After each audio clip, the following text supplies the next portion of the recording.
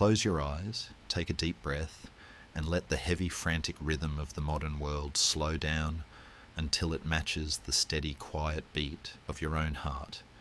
Imagine the air growing cooler, smelling faintly of wood smoke, damp stone, and the river water of the Seine as it flows through a Paris that is smaller, darker, and far more silent than the one we know today.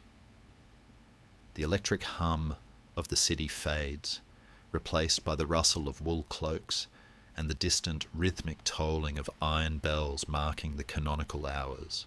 We are drifting back 700 years to a time of candlelight and shadows. Before you get comfortable, take a moment to like the video and subscribe, but only if you genuinely enjoy what I do here.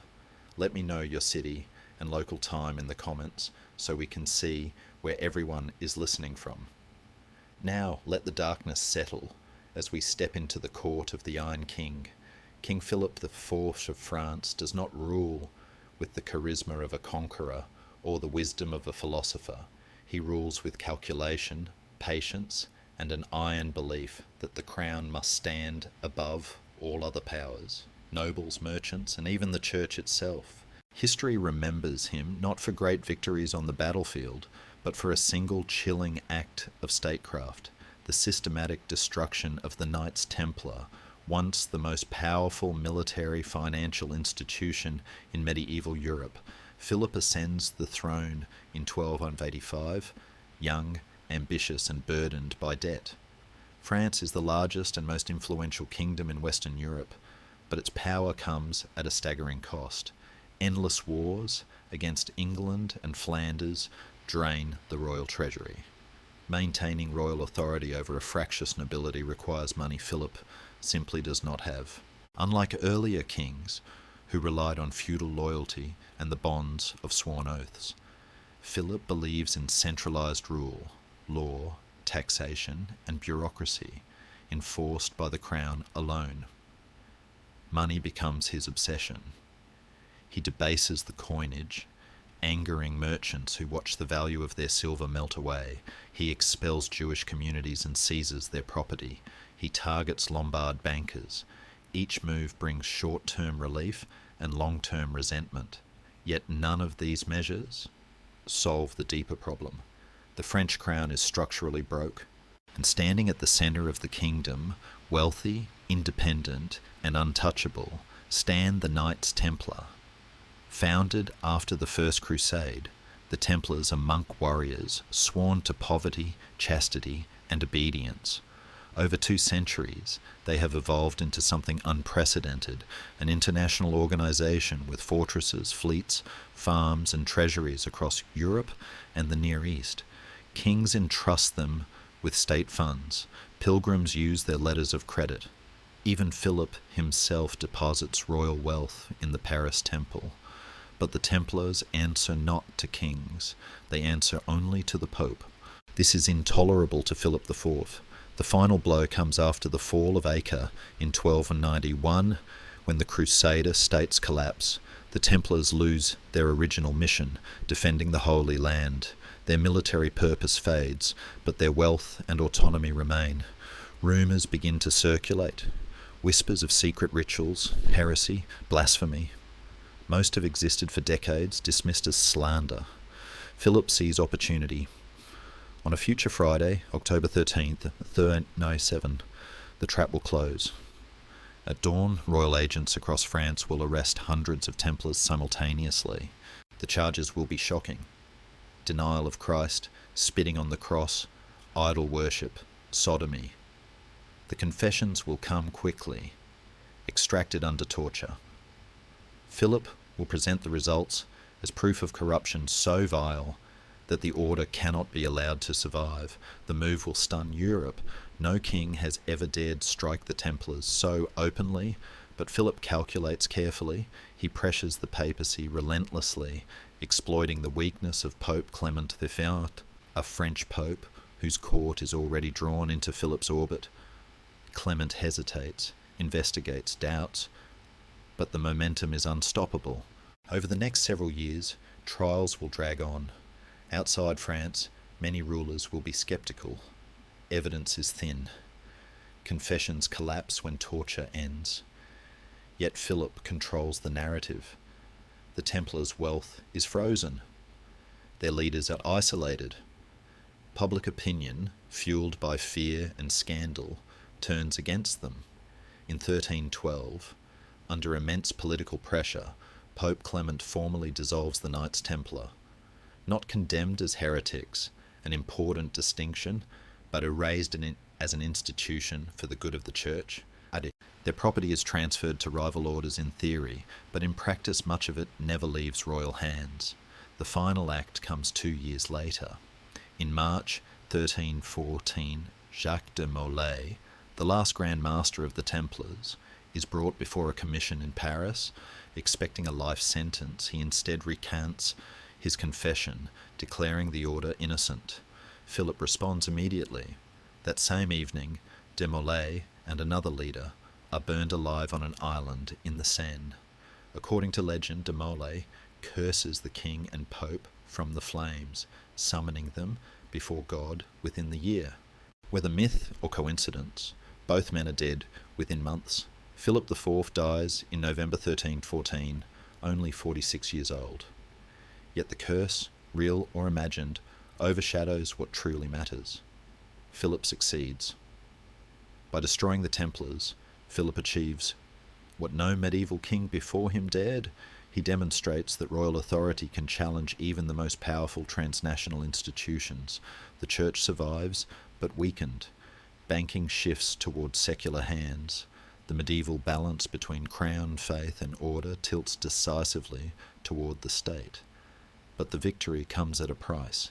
Philip's methods, fabricated charges, torture, political manipulation of religion, set dangerous precedents. Justice becomes a tool of power. Faith becomes subordinate to politics. The very machinery Philip builds to strengthen the crown will later destabilize France, contributing to centuries of unrest. The Knights Templar do not fall because they are guilty. They fall because they are inconvenient. King Philip IV does not destroy them in a moment of rage or fanaticism. He destroys them with paperwork, pressure, and patience.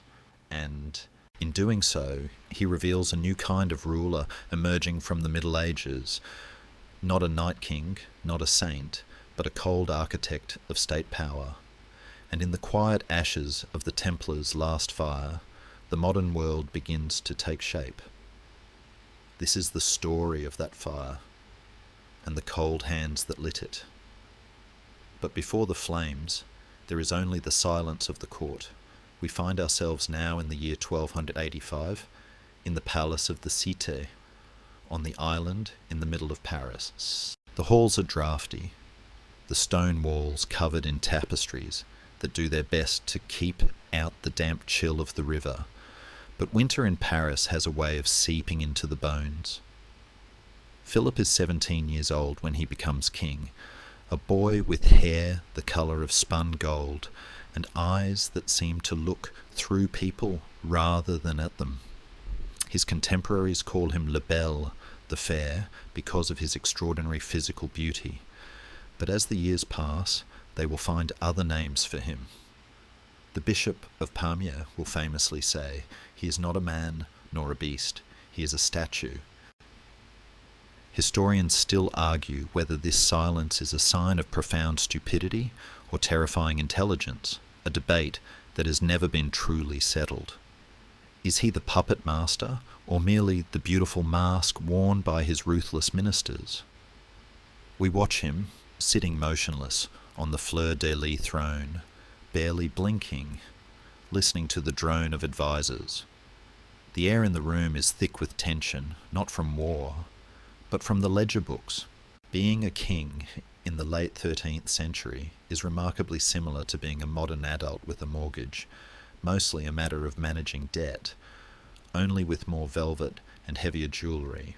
The Capetian dynasty has built France into a glorious kingdom. But glory is expensive. Every stone in the new cathedrals, every soldier in the border garrisons, every ounce of silk at the court costs silver, and the silver is running out. Philip inherits a crown that is structurally insolvent. He sits in his solar, a private room bathed in the pale, watery light of a northern afternoon, and stares at the accounts. He does not rage. He does not throw goblets of wine against the wall like his ancestors might have. He simply stares. His stillness is unnerving.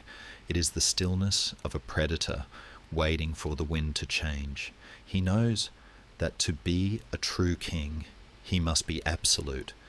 He cannot beg the counts and dukes for soldiers. He must command them. But to command, he needs gold. And as he looks out the narrow window of his palace, across the slate grey waters of the Seine, his gaze falls upon the right bank of the river. There, rising above the crowded rooftops of Paris, stands a fortress within the city. Thick walls, high towers, a world unto itself, the temple, the headquarters of the Knights Templar. They have what he needs. They have the gold, they have the discipline, and worst of all, they have the arrogance to say no to a king. The dawn of Philip's reign is quiet, but it is a deceitful quiet. It is the silence of a fuse burning down toward a barrel of powder. The Iron King is awake, and he is hungry. To understand why Philip stares across the river with such cold calculation, we must first understand what he sees. He does not see a church, though there is a chapel within those walls. He does not see a barracks, though thousands of swords hang ready in the armory. He sees a ghost story wrapped in gold. The order of the temple begins, not in the grey chill of Paris, but in the blinding white heat of Jerusalem, nearly 2 centuries before Philip is born. Let your mind drift south and east, crossing the Mediterranean foam to the dusty, sun-baked roads of the Holy Land in the year 1119. The First Crusade has ended, and the Latin kingdom of Jerusalem is a precarious island of Christianity in a sea of hostile neighbours. The roads are dangerous. Bandits and Saracen raiders prey on the exhausted pilgrims who have walked thousands of miles to kneel at the Holy Sepulchre. It is here that a French knight named Hugues de Payens and 8 companions make a solemn vow. They swear to protect these travellers.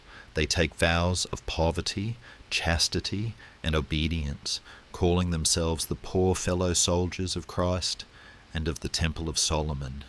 They are so poor, the legends say, that 2 knights have to ride on a single horse, a symbol that will later be stamped onto their seal, an image of humility that history will eventually view with tragic irony. For the first 9 years, they are nobodies.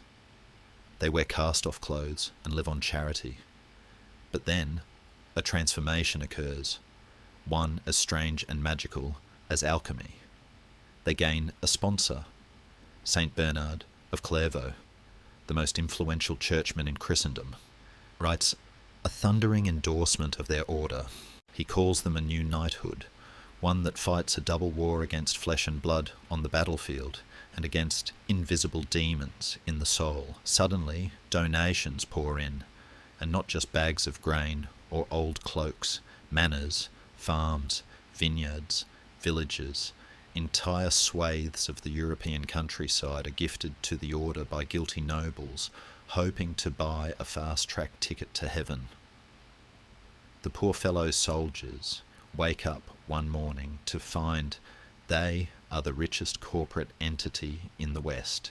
It turns out that taking a vow of poverty is an excellent way to become incredibly wealthy, provided everyone else gives you their money to hold. But the Templars do not just hoard this wealth, they innovate, they accidentally invent modern banking. Imagine a pilgrim in London preparing for the long, treacherous journey to Jerusalem. He cannot carry heavy sacks of gold coins. He would be robbed before he reached Dover. So, he walks into the London temple, hands over his life savings, and receives a piece of parchment, a letter of credit. Encoded with secret ciphers, this scrap of skin is worthless to a bandit.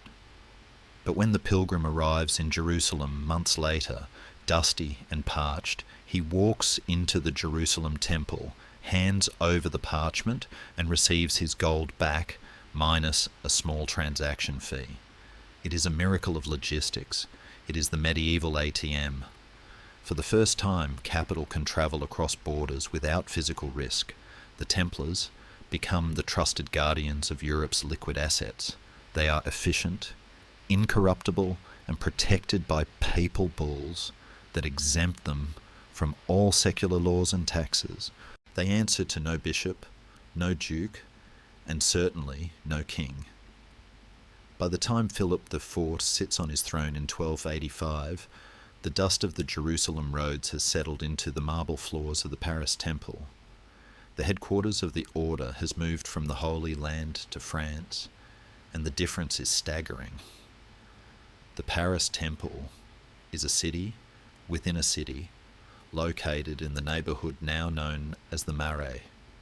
It is a massive enclosure protected by a central tower, the donjon, which rises 160 feet into the air. Its walls are thick enough to withstand a siege engine. Its vaults are deep enough to hold the ransom of empires. In fact, the Templars serve as the unofficial treasurers of the French monarchy. Philip's own royal accounts are managed by Templar clerks. When tax collectors gather coins from the provinces, they do not bring them to the Louvre, they bring them to the temple. The King of France is essentially living out of a bank account managed by warrior monks who are technically his tenants, yet financially his landlords. It is an awkward arrangement, like having a landlord who is also your bodyguard and your loan shark. Philip looks at this fortress and feels a profound sense of limitation, but there is something else, something darker haunting the order in these later years. The Crusades are over. In 1291, the city of Acre falls, the last stronghold of the Christians in the Holy Land. The Templars fight bravely, dying by the hundreds as the city burns, but they lose. They are expelled from the land they were sworn to protect. They retreat to Cyprus, then to their estates in Europe. They are soldiers without a war, guardians without a temple. Historians still argue whether the Templars intended to found their own independent state, much like the Teutonic Knights did in Prussia, or if they were simply drifting, paralysed by their own bureaucracy. Without the Holy Land, their reason for existing evaporates, leaving behind only their immense wealth and their secretive, exclusive culture. They become an anomaly, a standing army camped in the heart of peaceful kingdoms, holding meetings behind closed doors at night. For Philip, this lack of purpose makes them dangerous. A standing army with nothing to do is a threat.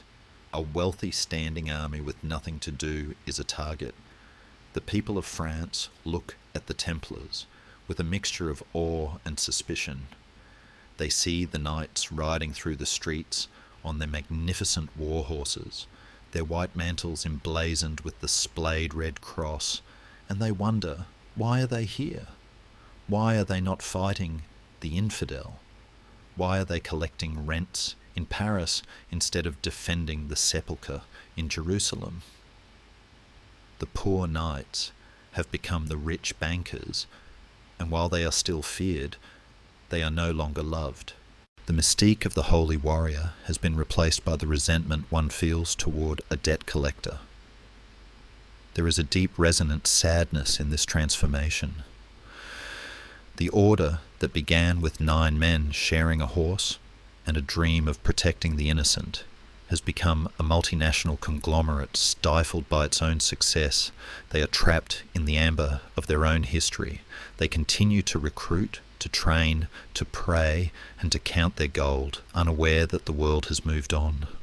They are dinosaurs grazing in the garden of a new colder mammal, the bureaucratic state.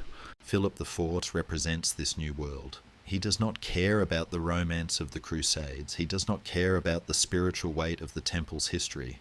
He cares about the logic of power, and by the logic of power, a sovereign king cannot tolerate a sovereign state within his borders. The tension is palpable, like the heavy air before a summer storm. Philip visits the temple often, sometimes to borrow money, sometimes to simply observe.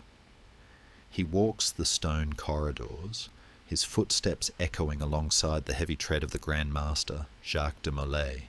Molay is an old soldier, a man of the previous century, dignified, unimaginative, and fiercely loyal to the Pope. He sees Philip as a young, somewhat annoying monarch who needs to be managed. He does not see the wolf behind the statue's eyes. He offers the king hospitality, opens the vaults to show the order's solvency, and perhaps, in a moment of hubris, thinks he is impressing the boy. He does not realize he is giving an appraisal to a thief. The tragedy of the Templars is that they believe their past will protect them. They believe that because they shed their blood for God in the sands of the East, they are untouchable in the West. But gratitude is a perishable commodity in politics, and memory is short. The ghost of the Crusader stands tall in the doorway, hand on the hilt of his sword, eyes fixed on a horizon that no longer exists. Meanwhile, the king sits at his desk, sharpening his quill, preparing to rewrite reality. The gold in the temple vaults glitters in the torchlight, singing a siren song that Philip cannot resist. He needs that gold. He needs it to pay his armies, to bribe his officials, to feed the growing machinery of France. And as we shall see, when a king needs gold, he will shatter anything, even the holy vessels of God, to get it. The stage is set. The actors are in place. The debt is due. The year turns, dragging the kingdom deeper into the mire of insolvency. It is 1306, a year of hunger and discontent, and the shadow over France is no longer just a metaphor. It is a tangible grit in the bread of the common people. Philip thus sits in his council chamber, the tapestries shivering against the stone walls as a winter draught sneaks through the arrow slits. He is surrounded by his new men, a breed of an advisor quite unlike the great feudal lords of the past. These are lawyers, men of ink and parchment, raised from the minor nobility or the merchant class. They owe their status entirely to the king, and thus their loyalty is absolute. Among them is Guillaume de Nogaret, a man whose name will soon be whispered with the same dread as a pestilence. Dark-haired, sharp-featured, with a mind like a steel trap, Nogaret is the perfect instrument for Philip's cold will. He does not believe in the sanctity of the church. He believes in the supremacy of the state. They are discussing the unmentionable. The crown is bankrupt. The wars in Flanders have been a catastrophic drain. The Flemish burghers, wealthy from the wool trade, have hired mercenaries and built fortifications that swallow French silver like a bottomless pit. Philip has tried everything. He has demanded free gifts from the towns, a euphemism for forced loans that no one expects to be repaid. He has taxed the clergy, a move that has already drawn a growl from Rome. But it is not enough. The treasury is an empty echo chamber, so Philip makes a decision that is as old as currency itself and as dangerous as playing with fire. He orders the debasement of the coinage. It is a simple trick, really. You call in the silver coins, melt them down, mix in cheap copper, and strike new coins with the same face value, but only a fraction of the precious metal. Suddenly, the king has 3 times as much money to pay his soldiers. But economics is a vengeful god. The merchants of Paris are not fools. They bite the new coins, taste the copper, and immediately raise their prices. A loaf of bread that cost 1 denier yesterday costs 3 today. The savings of the poor evaporate overnight. The strong money they hoarded is replaced by black money, coins that turn dark with oxidation and smell of base metal. Resentment simmers in the narrow, crooked streets of Paris. The city is a labyrinth of timber-framed houses leaning over muddy lanes, filled with tanners, butchers, weavers, and labourers. They are hungry and they are angry. They do not blame the complexities of the Flemish War. They blame the king who stole their silver. The whispers start in the taverns of the left bank and spread to the markets of Les Halles. The fair king has given us false gold, they mutter. He builds his palace while we eat chaff. Then the decree comes down. Not only are the people forced to accept the bad money, but landlords are demanding rent be paid in the old good currency.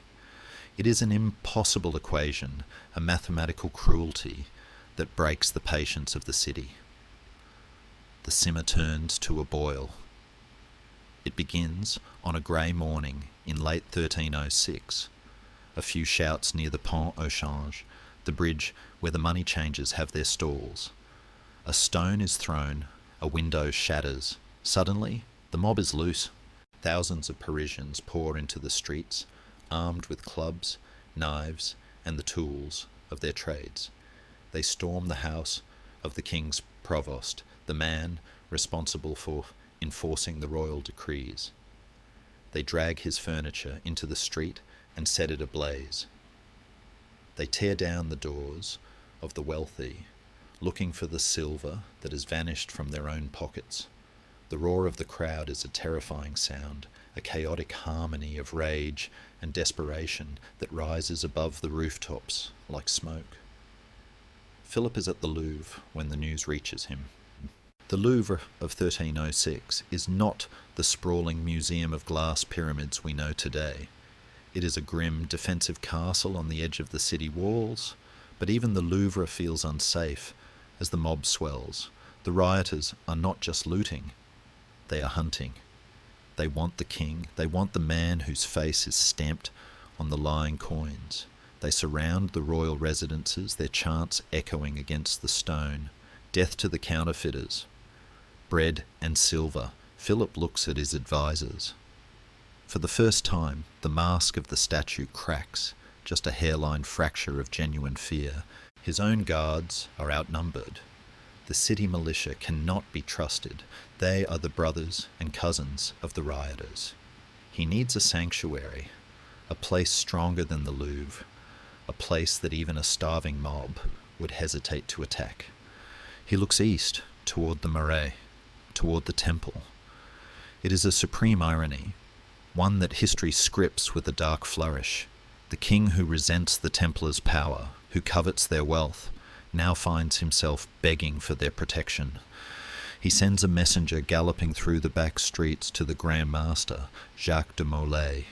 The request is urgent. Sanctuary for the King of France. Molay does not hesitate. He is a man of the old code.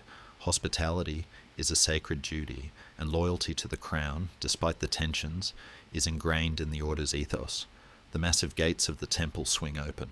Philip, his family, and his closest advisors ride frantically through the city, dodging the main thoroughfares flanked by nervous guards. They clatter over the drawbridge and into the safety of the Templar precinct. Just as the mob turns its attention toward them, the gates boom shut. The iron portcullis slams down. Outside, the mob surges against the walls, but they might as well be trying to scratch down a mountain with their fingernails. The temple is impregnable. Inside, the noise of the riot fades to a dull roar, like the ocean crashing against a distant cliff. Philip dismounts in the courtyard, the adrenaline fading, replaced by a cold, simmering humiliation. He is the King of France, the anointed of God, yet he is hiding like a frightened child in the house of another power. He spends days there as the riots burn themselves out. He walks the temple gardens, observes the daily routine of the knights. He sees their discipline, their austere dormitories, and inevitably he sees their treasury. He is a guest, but he cannot stop being a king. He watches the clerks counting gold, real gold, not his debased copper. He sees the stacks of silver ingots, the chests of jewels deposited by the nobility for safekeeping. It is enough wealth to pay his debts 10 times over. It is enough to buy back the love of his people. Historians often point to this moment as the psychological turning point It is one thing to know the Templars are rich. It is another to sleep under the same roof as their treasure while your own kingdom burns with poverty.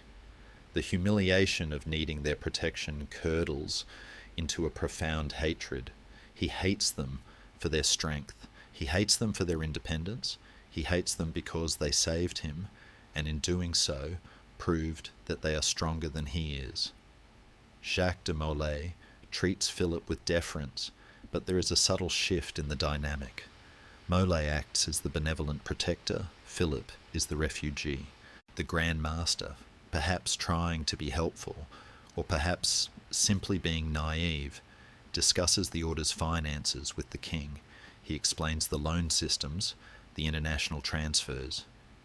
He is showing off the engine of his organisation.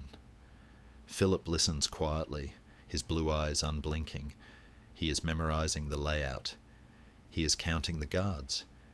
He is learning exactly how the lock works so that one day he can break it.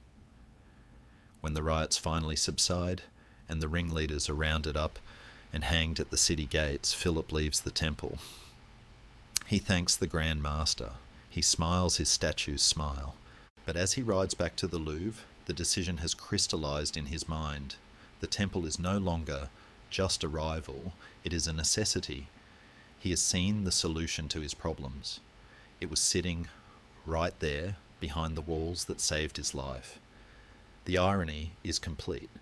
The Templars have protected the very man who will destroy them. They have warmed the viper in their bosom. And as Philip crosses the drawbridge for the last time as a guest, the venom is already gathering. The riot has ended, but the war for the soul of France and the gold of the temple has just begun. Philip returns to the Louvre, the memory of the Templar gold burning in his mind like a fever dream.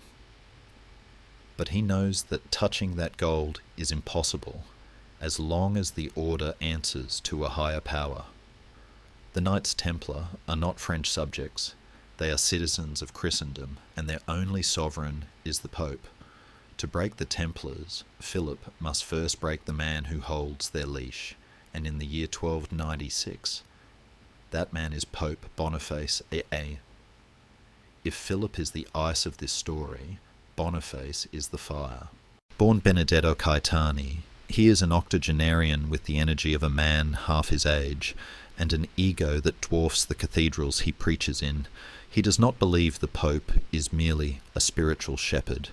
He believes the Pope is the emperor of the world, the vicar of Christ to whom every knee, peasant or king, must bow. He wears a tiara that seems to grow taller with every year, encrusted with jewels that rival the stars. While Philip sits in silence staring at ledgers, Boniface stands on the balcony of the Lateran Palace, shouting anathemas at his enemies, his voice cracking with the sheer force of his conviction. The conflict begins, as it always does, with money. Philip, desperate to fund his wars, levies attacks on the French clergy. He reasons that since the Church owns nearly a third of the land in France, it should pay for the privilege of being defended. To Boniface, this is not tax policy, it is blasphemy. He responds with a papal bull, a formal decree sealed with lead, titled Clericis Laicos. The language is explosive. It forbids any king from taxing the clergy without papal consent and excommunicates anyone who tries. It opens with the charmingly undiplomatic line that the laity has been hostile to the clergy from ancient times is clearly demonstrated by the experience of the present. It is a declaration of war. In previous centuries, a king might have trembled. The threat of excommunication, of being cut off from the sacraments, of damning one's soul to hell, was the ultimate weapon. An excommunicated king released his subjects from their oaths of loyalty. It was a recipe for rebellion. But Philip is not a king of the previous century. He is a modern man, more afraid of bankruptcy than hellfire. He does not respond with a theological argument. He responds with a trade embargo. He issues a decree forbidding the export of gold, silver, and precious stones from France. He does not mention the Pope, he does not mention the Church, he simply turns off the tap. Suddenly, the Vatican's revenue stream dries up. The Peter's pence collected in France, the tithes, the donations, all of it is trapped north of the Alps. Boniface blinks. For all his thunder, he has bills to pay too. He backs down, issuing a new bull that essentially says, well, in emergencies, the king can tax the clergy, and the king gets to decide what constitutes an emergency. It is a humiliating retreat. Philip has won the first round, but the peace is fragile. The two men are diametrically opposed forces of history. Boniface represents the medieval ideal, the universal church uniting Europe under God. Philip represents the emerging nation-state, the king uniting his territory under the crown. They are tectonic plates grinding against each other, and the earthquake is inevitable. The tension snaps in 1301. Philip arrests a French bishop, Bernard Saisset, on charges of treason and heresy. Saisset had allegedly called Philip a coiner, a reference to the debased currency, and an owl, referring to his silent staring. Under canon law, a bishop can only be tried by the Pope. Philip puts him on trial in a royal court anyway. Boniface explodes. He issues the bull Ausculta Filii, listen, my son. It is a patronizing, scolding letter, treating Philip like a naughty schoolboy. God has set us over kings and kingdoms, Boniface writes.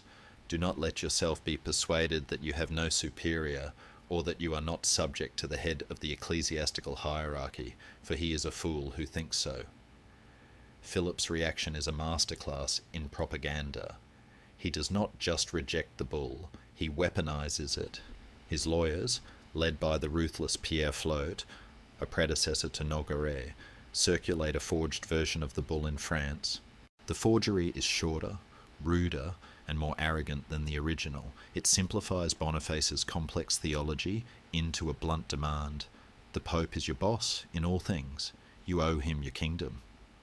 Philip then calls the very first meeting of the Estates General in April 1302. He summons representatives of the nobility, the clergy, and the townspeople to Notre Dame in Paris. It is a brilliant political theatre. Pierre Flotte stands before the assembly and paints a terrifying picture. The Pope wants to turn France into a vassal state. He wants to steal your money. He insults your king. The crowd roars its disapproval. Even the French bishops, caught between their king and their pope, timidly side with Philip. They write a letter to Boniface saying, essentially, we love you, Holy Father, but the king is really mad, and the people are really mad, so please stop. Boniface, sitting in Rome, is apoplectic. How dare these French lawyers twist his words? In November 1302, he plays his final card. He issues the bull Unam Sanctum, one holy. It is the most famous and most extreme assertion of papal power in history. It uses the metaphor of the two swords, the spiritual sword and the temporal sword.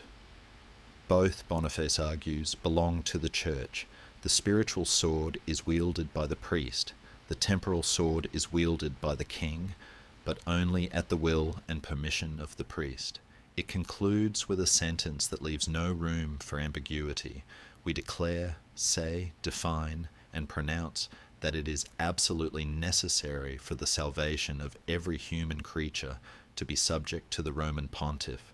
There it is, the line in the sand. If Unam Sanctum stands, Philip is not a king. He is a regional manager for the Vatican. The atmosphere in the French court changes. The time for letters is over. Guillaume de Nogaret, now Philip's chief strategist after Flotte's death in battle, steps forward. Nogaret is a man who sees the law not as a shield, but as a sword. He whispers a plan to Philip that is so audacious, so shocking, that it seems like madness. The Pope, Nogaret suggests, is not a true pope. He is a heretic. He is a criminal. He usurped the throne from his predecessor. A heretic cannot be pope. Therefore, unam sanctam is invalid, and therefore it is the duty of the King of France, the most Christian king, to save the church from this monster. Nogaret begins to draft a list of charges against Boniface. It is a laundry list of slander that would be funny if it weren't so deadly. They accuse the Pope of keeping a personal demon in a ring. They accuse him of saying that he would rather be a dog than a Frenchman, which, to be fair, he might have actually said. They accuse him of sodomy, of denying the immortality of the soul, of murdering the previous Pope. It is the exact same playbook Philip will later use against the Templars. The specific charges don't matter. The volume and the horror of them matter.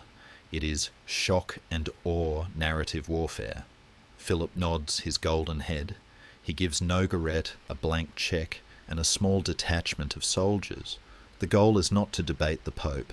The goal is to kidnap him. As the summer of 1303 heats up, Nogaret heads south, crossing the Alps with his pockets full of French gold. He is not going to Rome. He is going to the hills south of Rome, to the ancestral lands of the Colonna family. The Colonnas are the bitter rivals of Boniface's family, the Caetani. They have been excommunicated, their castles seized. They hate the Pope with the vendetta fervour that only Italians can muster. Nogaret finds Sciarra Colonna, a man who has sworn to kill Boniface. "I don't want him dead," Nogaret might have said, his voice smooth and cold. "I want him in chains. I want to bring him to France and put him on trial. I want to break the myth." Sciarra grins. He gathers his mercenaries. Together, the French lawyer and the Italian warlord march toward the small hilltop town of Anagni, where the Pope is vacationing, escaping the summer heat of Rome. Boniface sits in his palace, unaware that the political argument he thinks he is winning is about to turn into a physical assault. He believes in the sanctity of his office. He believes that no Christian would dare lay a hand on the vicar of Christ. He is wrong. The sun sets over the Italian cypress trees. The crickets begin their evening song. But the sound that drifts up the hill to Anagni is not the wind. It is the tramping of boots and the clinking of steel. The clash of crown and mitre has reached its breaking point. The ink is dry. The swords are drawn. And the old man in the tall hat is about to learn that in the new world of Philip IV, nothing is sacred. The sun rises over the Apennine Mountains on September 7th, 1303, casting long, jagged shadows across the stone walls of Anagni. It is a town of popes, the birthplace of 4 pontiffs, a place that should feel safe, wrapped in the sanctity of history. But on this morning, the air does not smell of incense or mountain pine. It smells of treason. The gates of the town, usually barred against bandits, swing open with suspicious ease. The townsfolk, bribed by French gold or cowed by Italian steel, stand aside. The banner of the King of France, the golden lilies on blue, floats side by side with the banner of the Colonna family, a simple column on a red field. It is a visual heresy, the symbol of a foreign king allied with a local warlord against the Vicar of Christ. Guillaume de Nogaret and Sciarra Colonna ride at the head of 1,000 mercenaries. They do not knock, they surge into the narrow winding streets like a flash flood. The shouting begins immediately. "Death to the Pope! Long live the King of France!" A chant that echoes off the cobblestones and rises to the windows of the papal palace. Inside, Pope Boniface VIII listens. He is 86 years old. His body is failing, plagued by kidney stones and the aches of age, but his mind is as sharp and brittle as glass. He hears the breaking of doors. He hears the screams of his household staff. The cardinals who had sworn to die for him are fleeing, slipping out of back exits, shedding their red robes to blend into the crowd. He is alone. He has a choice. He could flee. There are secret passages, hidden cellars. But Boniface is not a man who hides. He is the man who wrote unum sanctum. If he is to fall, he will fall as the Pope. He retreats to the throne room. He puts on the pontifical vestments, the heavy robes stiff with gold embroidery. He places the tiara, the regnum, symbol of his sovereignty over the world, upon his head. He takes the keys of St. Peter in one hand and the cross in the other. He sits on the throne, composing his face into a mask of divine judgment, and waits for the barbarians to break down the door. When they finally burst in, the scene is almost theatrical. Dust motes dance in the shafts of light. The mercenaries, sweating, blood-spattered, their swords drawn, skid to a halt. They expected a cowering old man. They find an icon. For a heartbeat, the medieval awe of the papacy holds them back. They are terrified. This is the man who holds the keys to heaven and hell. To touch him is to risk eternal damnation. But Sciarra Colonna does not fear hell. He is already living in the hell Boniface created for his family. He steps forward, his face twisted with a vendetta that goes back generations. He shouts at the Pope, demanding his resignation. Boniface looks at him with cold disdain. "Here is my neck, here is my head," the Pope says, reportedly in the vernacular. "I will die, but I will die a Pope."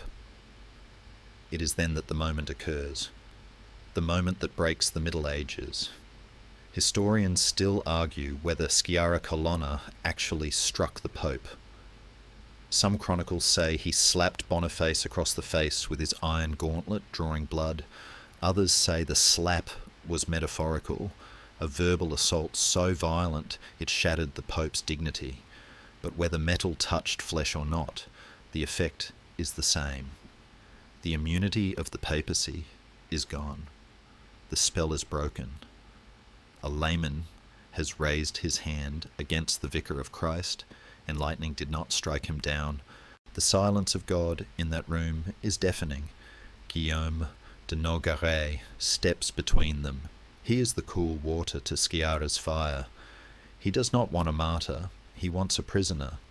He physically restrains Colonna, saving the Pope's life, but his words are sharper than any sword. He informs Boniface that he is under arrest. He tells him, with the dry precision of a lawyer, that he will be taken to Lyon, in France, to stand trial before a general council for heresy, sodomy, and the murder of souls. "You," Boniface sneers at Nogaret, "are a son of a Cathar heretic." "And you," Nogaret replies, "are a criminal who has stolen the throne of Peter." For 3 days, Boniface is held prisoner in his own palace. He is beaten, starved, and humiliated.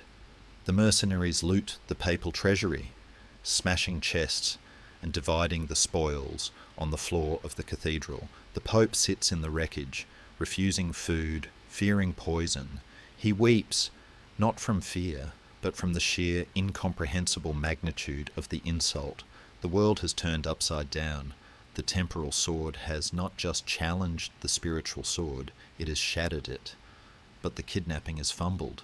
The people of Anagni, initially passive, begin to feel the shame of what is happening in their town. The sight of French soldiers mistreating an Italian pope stirs a sudden, violent patriotism. On the 4th day, the mood shifts. The town bells ring out, not for prayer but for alarm. The mob turns on the invaders. "Long live the Pope! Death to the foreigners!" shouts the crowd, charging the palace. Nogaret is a lawyer, not a general. He sees the tide turning. He and Colonna are forced to flee, escaping through the windows and riding for their lives, leaving their prize behind. Boniface is free. He emerges onto the balcony, blessing the crowd, tears streaming down his face. He is safe. Or is he? He returns to Rome a month later, but he is a broken man. The slap of a nanny has done something to his mind. The shock of the violation, the physical trauma, the collapse of his worldview. It is too much for an 86-year-old to bear. Witnesses describe him sitting in his chambers staring at the wall, gnawing on his own hands in fits of delirium. He refuses the sacraments. He rages against enemies who are not there. On October 11th, 1303, just 1 month after the incident, Pope Boniface dies. Some say he died of a fever, others say he died of a broken heart. The darkest whispers say he dashed his own brains out against the stone wall in a final paroxysm of madness. Philip IV sits in Paris, listening to the report. He does not smile. He does not celebrate. He simply nods. The outcome is better than he planned. A trial would have been messy. A trial would have allowed Boniface to speak. A dead pope is silent. A dead pope cannot excommunicate you. The incident at Anagni is more than just a political coup. It is a psychological watershed for Europe. For centuries, the papacy had been the sun around which the planets of the kingdoms orbited. Emperors had waded barefoot in the snow at Canossa to beg a pope's forgiveness. But at Anagni, the King of France reached out and extinguished the sun. He proved that power is not about spiritual authority. It is about who has the soldiers, who has the gold, and who has the nerve. The Knights of the Temple, watching from their fortresses, should have trembled. They should have seen the writing on the wall. If the King of France could do this to the Vicar of Christ, to the man they were sworn to obey above all others, what would he do to them? But the Templars are blinded by their own exceptionalism. They think they are different. They think their swords will protect them where the Pope's bulls failed. With Boniface dead, the chair of St. Peter is empty. The cardinals gather to elect a successor.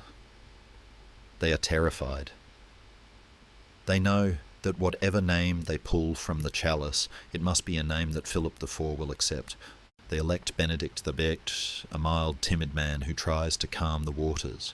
He absolves Philip of any wrongdoing, but refuses to forgive Nogaret. It is a weak compromise.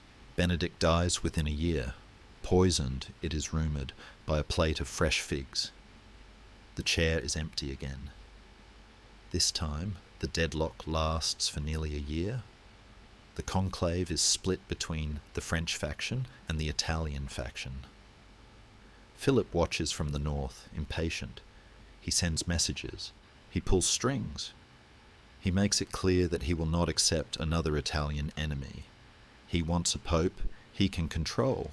He wants a pope who understands the new reality. And finally, in 1305, the white smoke rises, signalling a decision that will seal the fate of the Templars forever. The cardinals choose an outsider, not a cardinal, but the Archbishop of Bordeaux. His name is Bertrand de Gourt. He takes the name Clément Farfeux. He is French. He is a childhood friend of Philip. And unlike the lions of the past, he is a man who prefers to avoid conflict at all costs.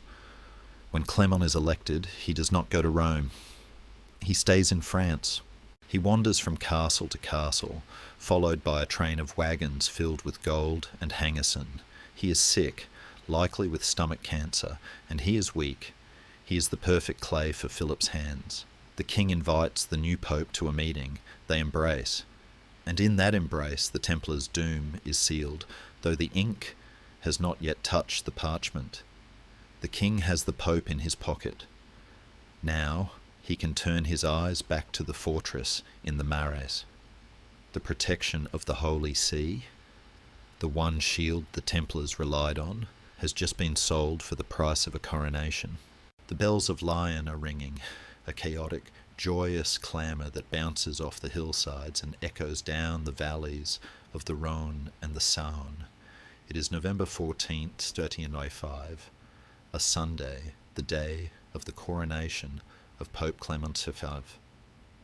The air is crisp, biting with the coming winter, but the streets are packed with bodies warm with wine and excitement. If you were standing there, pressed against the rough stone of a merchant's shop, you would see a river of silk and steel flowing through the city. Kings, dukes, cardinals and bishops form a procession of such blinding opulence that the grey sky seems to retreat in embarrassment. But look closer, look past the velvet and the gold leaf. There is a shadow falling over this parade, a sense that the centre of gravity in the Christian world is shifting, tilting dangerously to the north, away from the eternal 7 hills of Rome. At the heart of the procession rides Bertrand de Goth, now Clement V. He sits atop a white mare, wrapped in copes, so heavy with embroidery that he sways slightly with the motion of the beast. He is a Gascon, a man of the southwest, intelligent, diplomatic, but physically frail. He suffers from a chronic, agonizing stomach ailment, likely a form of cancer that leaves him pale and sweating even in the chill air. He is not a warrior like Boniface. He is a man who craves peace, compromise, and perhaps a little too much comfort. And walking beside him, on foot, holding the bridle of the Pope's horse like a humble servant, is King Philip IV. It is a picture of perfect piety, the most powerful monarch in Europe, acting as the groom for the Vicar of Christ. But do not be deceived by the choreography. The man holding the bridle controls the horse. As the procession winds its way from the Cathedral of Saint-Just, disaster strikes. It happens with the sudden, stupid violence of reality intruding on a dream. An old stone wall, burdened by the weight of hundreds of spectators trying to get a better view, groans and collapses. There is a roar of crumbling masonry, screams, and a cloud of choking dust. The Duke of Brittany is crushed to death instantly. The king is knocked aside, bruised but standing. The Pope is thrown from his horse. The triple-tiered tiara, the symbol of his authority over heaven, earth and purgatory, rolls into the mud. A precious jewel, a massive carbuncle worth a king's ransom, is dislodged from the crown and lost in the debris, never to be found again. The procession halts. Silence rushes into the vacuum left by the collapse. The Pope, shaken, his white robe stained, is helped to his feet. Superstitious whispers ripple through the crowd like wind through wheat. It is an omen. God is weeping. The papacy has fallen. Clement is dusted off. The tiara, now slightly less magnificent, is placed back on his head, and the parade continues. But the mood is curdled. The incident is a perfect metaphor for Clement's pontificate. A shaky ride, a sudden collapse, and a jewel lost in the dirt. Following the coronation, the expectation is that Clement will pack his bags and head to Rome. That is what popes do. Rome is the anchor. But Clement delays. He cites his health.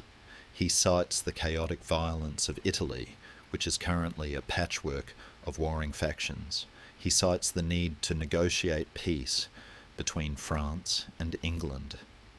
But the real reason stands quietly in the corner of the room, staring with unblinking blue eyes. Philip does not want the Pope in Rome. He wants him here, in France, where his letters can be intercepted, where his cardinals can be bribed, and where his safety depends on royal guards. Thus begins the Babylonian captivity of the Church. Clement becomes a wandering pope, moving his court between Lyon, Poitiers, and Bordeaux, staying in castles provided by the king. He fills the College of Cardinals with Frenchmen, tilting the electoral balance for generations. He is not a prisoner in chains, but he is a prisoner of gratitude and fear. Philip treats him with suffocating kindness. Do you need money, Holy Father? Here is a loan. Do you need a doctor? Here is my physician.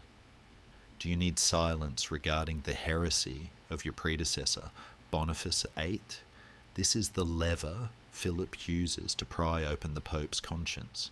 Philip threatens to pursue the posthumous trial of Boniface VIII. He wants Boniface's bones dug up and burned. He wants the papacy to admit it was ruled by a heretic. For Clement, this would be a disaster. It would delegitimize the entire church structure. If Boniface was a heretic, then the cardinals he appointed are invalid, which means Clement's own election is invalid. Philip knows this. He holds the memory of Boniface over Clement's head like an axe. "I will drop this terrible trial," the king implies, "if you give me something else, something I want more." The conversations happen in quiet rooms, away from the clerks and the fanfare. We can imagine them. Philip sitting by the fire, peeling an apple with a small knife, his voice low and reasonable. Clement, sipping wine, mixed with pulverized emeralds, a desperate medieval remedy for his stomach pains, listening with a sinking heart. Philip brings up the subject of the Crusades. Everyone wants a new crusade. It is the polite fiction of the age. To retake the Holy Land, Philip murmurs, we need efficiency. We have 2 military orders, the hospital and the temple. They squabble. They compete. It is a waste of resources. Why not merge them? It sounds logical, a corporate merger for Christ. Philip proposes that the 2 orders be combined under a single Grand Master, perhaps a royal prince, perhaps himself. Clement hesitates. He knows the Templars will hate this. They are proud of their independence, but it is a bureaucratic request, not a crime. Then Philip leans closer. The apple peel falls into the fire, hissing. But there is something else. Holy Father, rumours! Terrible rumours. I hear them from my agents. I hear them from the common people. The Templars. They are not what they seem. Clement tries to dismiss it. Soldiers are rough men, my son. They drink. They curse. No, Philip corrects him, his eyes locking onto the Pope's nervous gaze. Not drink, heresy, spitting on the cross, denying the Saviour, obscene kisses, worshipping a head. It is rotting the kingdom from the inside. As the most Christian king, I cannot allow such filth in my domain. You must investigate. Historians debate how much Clement believed. Did he think there was fire behind the smoke, or did he know it was all a fabrication by Philip's henchman Nogaret? The tragedy of Clement V is that it doesn't matter what he believed. He is too weak to fight the current. He thinks he can manage the situation. He thinks he can launch a formal church inquiry, drag it out for years, clear the Templars' names, and satisfy the king with a few reforms. He underestimates the speed at which Philip moves. He thinks they are playing chess, where players take turns. He does not realise Philip is playing a game where he flips the board over and stabs you with the pawn. In August 1307, Clement makes a fatal mistake. He writes to Jacques de Molay, the Grand Master of the Templars, who is currently in Cyprus. He invites him to France to discuss the merger with the Hospitallers and to answer these strange rumours that have reached the papal ear. Come quietly, the letter essentially says. Come with a small retinue. We will sort this out. It is the invitation of a spider to a fly, though the spider does not know he is weaving a web for another predator. Molay, loyal and obedient, prepares to sail. He packs the order's archives. He packs the treasure. He believes he is going to a business meeting with his boss, the Pope. He believes his greatest problem is arguing against the merger with the Hospitallers. He has no idea that the strange rumours are not a topic for discussion, but a draft for his death warrant. As the year 1307 ripens, the trap is set. The Pope is in Poitiers, nursing his stomach and his conscience. The king is in Paris, sharpening his knives. The Templars are moving their gold from the coast to the Paris temple, consolidating their wealth in the one place Philip can most easily reach. It is a perfect storm of compliance, naivety, and malice. The king has the Pope in his pocket, and now he waits for the knights to walk through the door. The atmosphere in France is heavy, charged with the static of an approaching storm. The birds stop singing in the trees of the temple garden, or so it seems in hindsight. The silence of the Iron King has spread until it covers the land, a blanket of snow before the slaughter. History is often written by the victors, but before it is written, it must be engineered, and in the court of Philip IV, the chief engineer is Guillaume de Nogaret. If Philip is the silent will, Nogaret is the speaking voice, the scratching pen, the mind that turns vague royal desires into lethal legal realities. We have met him before, at Anagni, holding the Pope in a headlock. Now he turns his gaze toward the temple, and we witness the birth of a new kind of weapon, the weaponized lie. Nogaret is a man ahead of his time. He understands something that modern demagogues know well. The truth is less important than the narrative. He knows that to destroy a holy order, you cannot simply accuse them of greed. Greed is a common sin. People understand greed. To destroy the Templars, he needs to transform them into monsters. He needs a crime so heinous, so alien, that it bypasses reason and strikes directly at the lizard brain of the medieval peasant. He needs heresy, but not just any heresy. He needs a theatrical, inverted version of Christianity that mocks everything the faithful hold dear. But even a master architect needs raw material. Nogaret needs a witness. He finds him in the darkest corners of the kingdom, in a man named Esquin de Floyran. Esquin is a figure who slithers through the footnotes of history, a man whose shadow is longer than his soul. He is a former prior of the Templars at Montfaucon, but he is currently rotting in a prison cell, likely for murder or corruption. He is a desperate man looking for a key. He claims to have a secret. He tries to sell this secret to the King of Aragon, James II. James, a sensible man who knows the Templars well, dismisses Esquin as a liar and a scoundrel. He sends him away. But where Aragon sees a liar, Nogaret sees an opportunity. He brings Esquin to Paris. He cleans him up. He listens. Esquin spins a tale that is breathtaking in its depravity. He claims that during the secret initiation ceremonies of the order, new recruits are forced to deny Christ. They are ordered to spit on the crucifix. They are compelled to exchange shameful kisses on the mouth, the navel, and the base of the spine. He whispers of a mysterious idol, a bearded head that the knights worship in their secret chapters, a head that brings them wealth and makes the flowers bloom. To a rational mind, these sound like the hallucinations of a madman or the desperate inventions of a criminal. Why would an order of monks whose entire existence is based on fighting for Christ spend their evenings spitting on him?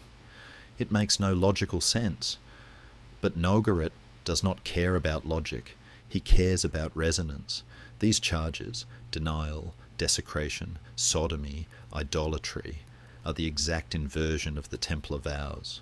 They are the anti-monk behaviour. They fit perfectly into the paranoid atmosphere of the time, a world terrified of witches, demons, and hidden enemies. Nogaret takes these raw, jagged lies and polishes them into a legal brief. He acts not just as a prosecutor, but as a screenwriter. He drafts a narrative that is consistent, horrifying, and impossible to disprove. How do you prove you didn't kiss a man on the navel in a locked room 20 years ago? You can't. The brilliance of Nogaret's strategy lies in the secrecy of the Templars themselves. Because the order holds its chapter meetings behind closed doors, originally just to discuss finances and discipline, outsiders are already suspicious. Nogaret fills those closed rooms with nightmares. He begins a whispering campaign. This is the soft phase of the operation. Agents of the king, disguised as merchants or travellers, start dropping comments in taverns and market squares. Have you heard why the Templars are so rich? They say they made a pact with the devil in the Holy Land. They say they don't believe in the Mass. The rumours float like dandelion seeds, landing in the fertile soil of public resentment. The people of France, hungry and overtaxed, look at the high walls of the temple and the fat silos of grain. and they begin to nod. Yes, they think, that explains it. They are not blessed, they are cursed. They stole our silver to feed their idol. Nogaret is also a master of what we now call projection. He accuses the Templars of the very things the king is guilty of. The king is bankrupt. Accuse the Templars of greed. The king is challenging the Pope. Accuse the Templars of challenging God. The king has sexual scandals in his family. His daughters-in-law were recently caught in the Tour de Nazle affair. Accuse the Templars of sodomy. It is a psychological mirror trick.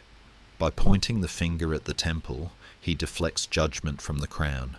Historians still argue about Nogaret's true motivation. Was he a cynical monster who believed in nothing? Or was he, in a twisted way, a true believer? Some evidence suggests Nogaret actually believed he was doing God's work. His family had suffered under the Inquisition. His parents were Cathars, and perhaps he saw himself as a purifier, a man stripping away the corrupt, wealthy, hypocritical layers of the church to defend the pure authority of the king. In his mind, the king is the true representative of God, not the Pope. Therefore, anything that strengthens the king is holy, and anything that threatens the king is demonic. It is a terrifying kind of righteousness, the kind that burns villages to save them. As 1307 progresses, Nogaret works tirelessly. He interviews other witnesses, mostly cast-off Templars, expelled for bad behaviour, and coaches them. He ensures their stories align. He prepares the warrants. He organises the logistics of a nationwide police raid in an era without telephones or radios. This is his masterpiece. He is coordinating thousands of local officials, bailiffs and seneschals, all moving in silence, all bound by an oath of secrecy on pain of death. Meanwhile, Jacques de Molay, the Grand Master, is oblivious. He hears the rumours, yes, but he dismisses them as the chatter of the unwashed masses. He trusts the Pope. He trusts the king. He is a man of the sword, not a man of the whisper. He visits Philip in Paris. They discuss the crusade. Philip smiles, nods, and asks about Molay's health. He acts the part of the concerned godson. Philip is literally the godfather to one of the Templar officials' children. He invites Molay to be a pallbearer at the funeral of his sister-in-law on October 12th, the very day before the raid. Molay accepts. He stands beside the king at the funeral, holding the cord of the coffin, dressed in his ceremonial robes. He is surrounded by the new men of the court, the lawyers and bureaucrats. He does not see the wolves in the room. He does not see Nogaret watching him from the shadows, eyes cold and calculating, mentally measuring the Grand Master for irons. The deception is total. The lie has been constructed, brick by brick, until it is a fortress stronger than the temple itself. The charges are written, the writs are signed, the wax seals are hardening on the parchment. Esquin de Floyrin has been paid, and will later be conveniently forgotten by history, dying in obscurity. The machine is primed. All that remains is for the clock to strike. Nogaret returns to his study that night. He looks at the map of France. He sees the network of Templar preceptories, hundreds of them, dotting the landscape from Normandy to Provence. They are powerful, armed, and wealthy, but they are asleep. And he, the lawyer with the ink-stained fingers, is about to prove that a lie, if told boldly enough and enforced by the king's sword, can cut deeper than any blade forged in Damascus. The architect has finished his blueprints. Tomorrow, the demolition begins. The quill scratches against the parchment, a dry, raspy sound in the quiet of the royal study. It is September 14th, 1307, exactly 1 month before the hammer is set to fall. We are at the Abbaye de Maubuisson, a Cistercian nunnery northwest of Paris. Philip often retreats here, finding comfort in the austere silence of the nuns, a silence that mirrors his own. But today the silence is a cover for the loudest act of his reign. He is signing the letters, dozens of them, then hundreds, copied by a small army of trusted scribes who have been locked in the chancery, forbidden to leave. These are lettres closes, sealed letters, folded and secured with the wax imprint of the royal signet. They are not addressed to kings or popes, but to the bailli and seneschaux, the sheriffs and local governors of France. This moment represents a technological revolution in the art of tyranny. In the feudal past, a king gathered his army by calling his bannermen, a loud, slow process that gave the enemy months to prepare. Philip is doing something new. He is using the bureaucracy. He is weaponizing the postal service. The letters contain identical instructions, a script of synchronized destruction, but on the outside there is a warning written in a bold hand. Do not open until Friday, the 13th of October. The couriers ride out. Close your eyes and visualize the map of France spreading out in the dark. From the gates of Maubuisson and the Louvre, riders gallop north to the misty coasts of Normandy, south to the sun-baked vineyards of Languedoc, east to the Alpine passes, and west to the Atlantic shores. They carry the king's secret in saddlebags stained with travel. They change horses at royal way stations, riding through rain and autumn wind. They are the nerve impulses of the state, carrying a lethal signal to the extremities of the body politic. Consider the bailiff in a small provincial town, perhaps in Toulouse or Amiens. He receives this packet from a mud-spattered royal messenger. He holds the heavy parchment, feeling the weight of the seal. He is told, under pain of death and forfeiture of all property, not to break the wax until the appointed dawn. He places the letter on his desk, or perhaps locks it in a chest at the foot of his bed. For weeks, it sits there. He eats his dinner, scolds his children, and goes to sleep, unaware that the object in his room is a bomb that will blow apart the social order of Christendom. Historians often pause here to marvel at the secrecy. In an age of gossip, where information usually travels at the speed of a mule and leaks like a sieve, how did thousands of officials keep this secret? How did not a single bailiff get drunk in a tavern and whisper to a Templar cousin? How did no clerk sell the warning for a bag of silver? It is a testament to the terror Philip inspires. The king's peace has become the king's silence. The state has become a machine, and the cogs know better than to squeak. Meanwhile, the Templars are sleepwalking toward the precipice. In the Paris temple, life continues with the rhythmic monotony of monastic discipline. The bells ring for matins, lauds, and vespers. The knights eat in silence in the refectory. They polish their armour. They manage the accounts. Jacques de Molay, the Grand Master, is busy with paperwork. He is planning to travel to Poitiers to see the Pope again, to continue the tedious arguments about the merger with the Hospitallers. He feels secure. Why wouldn't he? He is a friend of the king. He is a pillar of the church. The irony reaches its peak on October 12th, the day before the raid. It is a Thursday. Paris is mourning. Catherine of Courtenay, the titular Empress of Constantinople, and the wife of the king's brother, Charles of Valois, has died. Her funeral is a grand state affair. The bells of Notre Dame toll mournfully over the city. A procession winds its way to the abbey, a river of black velvet and burning wax. And there, walking solemnly in the procession, is Jacques de Molay. He has been given a place of high honour. He is one of the pallbearers. He holds the corner of the heavy cloth covering the coffin. And walking just a few paces away is King Philip IV. Imagine this scene. The air is thick with incense and the Latin chants of the Requiem.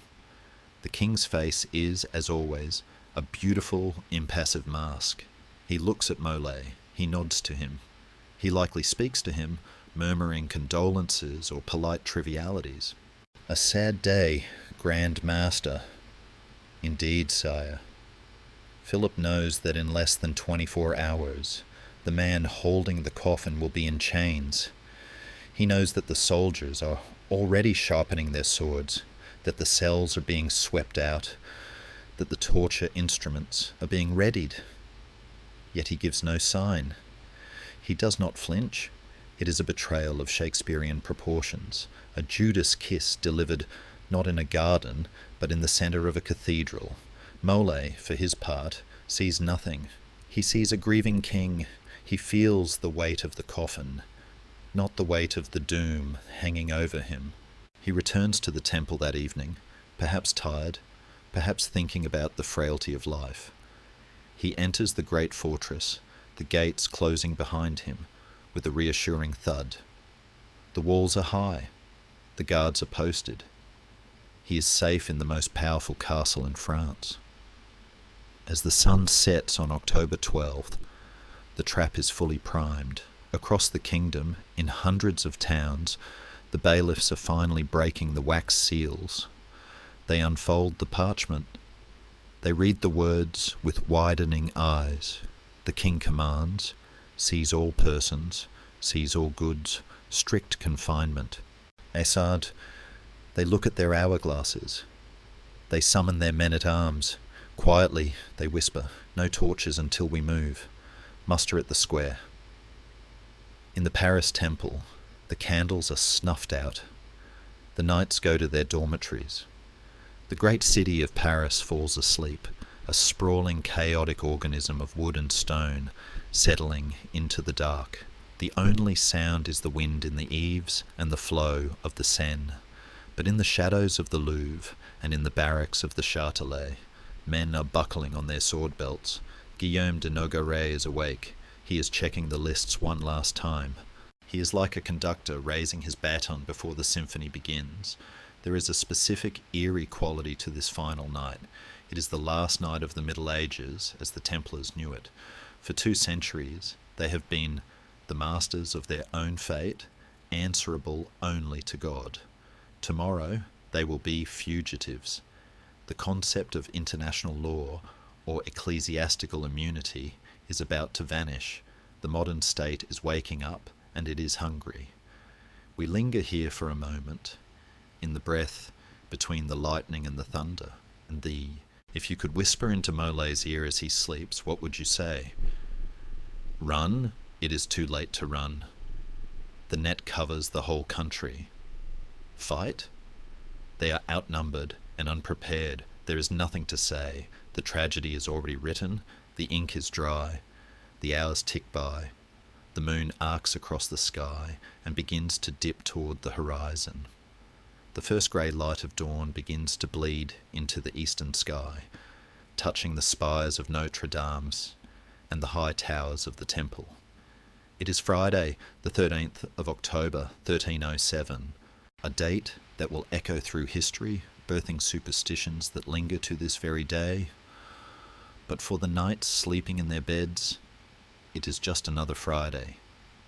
The last Friday, the silence is about to break. The sun has not yet crested the horizon, but the sky above Paris is turning a bruised purple, the colour of a healing wound. It is the chilly pre-dawn of Friday, October 13th, 1307. In the narrow streets of the Marais, the silence is suddenly shattered by the rhythmic, heavy tread of boots, hundreds of them. It is not a chaotic mob this time. It is the disciplined march of the king's sergeants-at-arms, led by the unmistakable, dark-cloaked figure of Guillaume de Nogaret. They do not carry torches, preferring the element of surprise that the shadows provide. They stream toward the massive fortified gate of the temple, the iron-shod hooves of their horses sparking against the cobblestones. Inside the fortress, the Templars are beginning their day, as they have for 2 centuries. With prayer, the monks are rising for prime, the first hour of the day. They are splashing cold water on their faces, pulling on their white habits, their minds on psalms and inventory lists. They are men of war, yes, but they are currently men of peace, unarmed and unarmoured. When the pounding comes at the gate, a thunderous, authoritative hammering that demands entry in the name of the king, the guard in the porter's lodge is confused. He opens the viewing slit. He sees the royal banner. He sees the keeper of the seals. Instinct and protocol dictate that he open the gate for the king's minister. He draws the bolt. The moment the heavy timber doors swing inward, the world of the Knights Templar ends. Nogaret does not walk in, he surges in. His soldiers fan out with practiced efficiency, seizing the guard posts, the stables and the armoury before the knights can even reach for a sword. But there is no resistance. The Templars are stunned into paralysis. This is the king's justice, and they are the king's friends, or so they think. To draw a weapon against the royal standard is treason, and these men are conditioned to obey lawful authority. They stand in the courtyard, shivering in the morning mist, watching as their fortress is violated by the very power they swore to protect. Jacques de Molay is rousted from his bed. We can picture the old man, confused, perhaps a bit indignant, standing in his nightshirt while Nogaret reads the warrant. And what a warrant it is! It does not speak of debts or politics. It speaks of the apocalypse. A bitter thing, a lamentable thing, Nogaret's voice rings out, reciting the preamble he wrote himself. A thing horrible to contemplate, terrible to hear, a detestable crime. He accuses them of being enemies of the faith, of renouncing Christ, of wallowing in a mire of vice so deep it offends the very earth they walk on.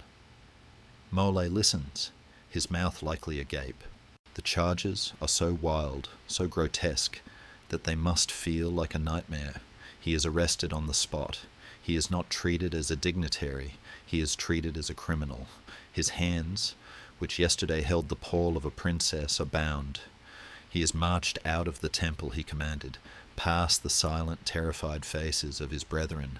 But this scene is not unique to Paris. This is the true miracle of Philip's administration.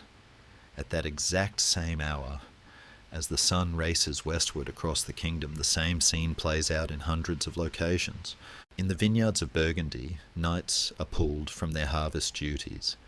In the coastal commanderies of Normandy, they are arrested while breaking their fast.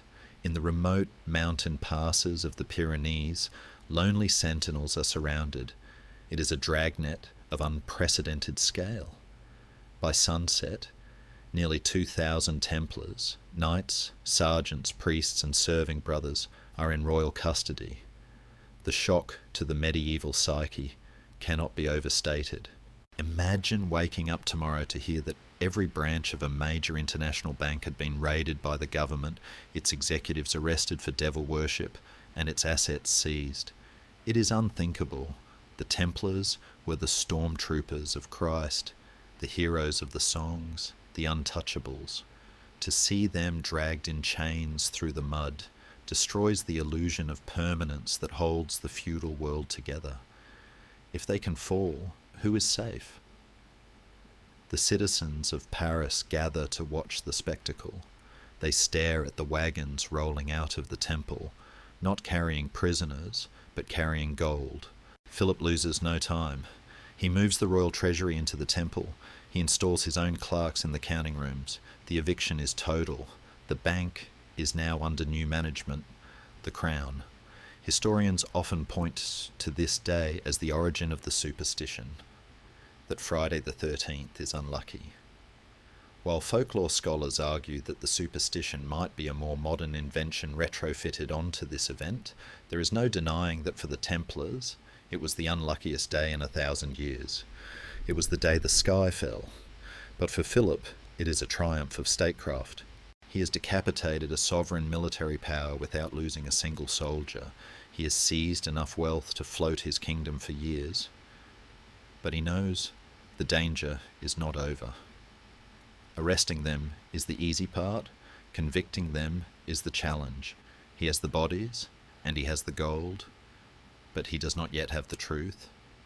Or rather, he does not have the confession that will make his truth the only truth. The prisoners are separated. The leaders are thrown into the dungeons of the temple they once owned, a cruel irony Philip surely enjoyed. The rank and file are scattered to royal prisons across the city. They are isolated, disoriented, and terrified. They are told that their brothers have already confessed. They are told that the king knows everything.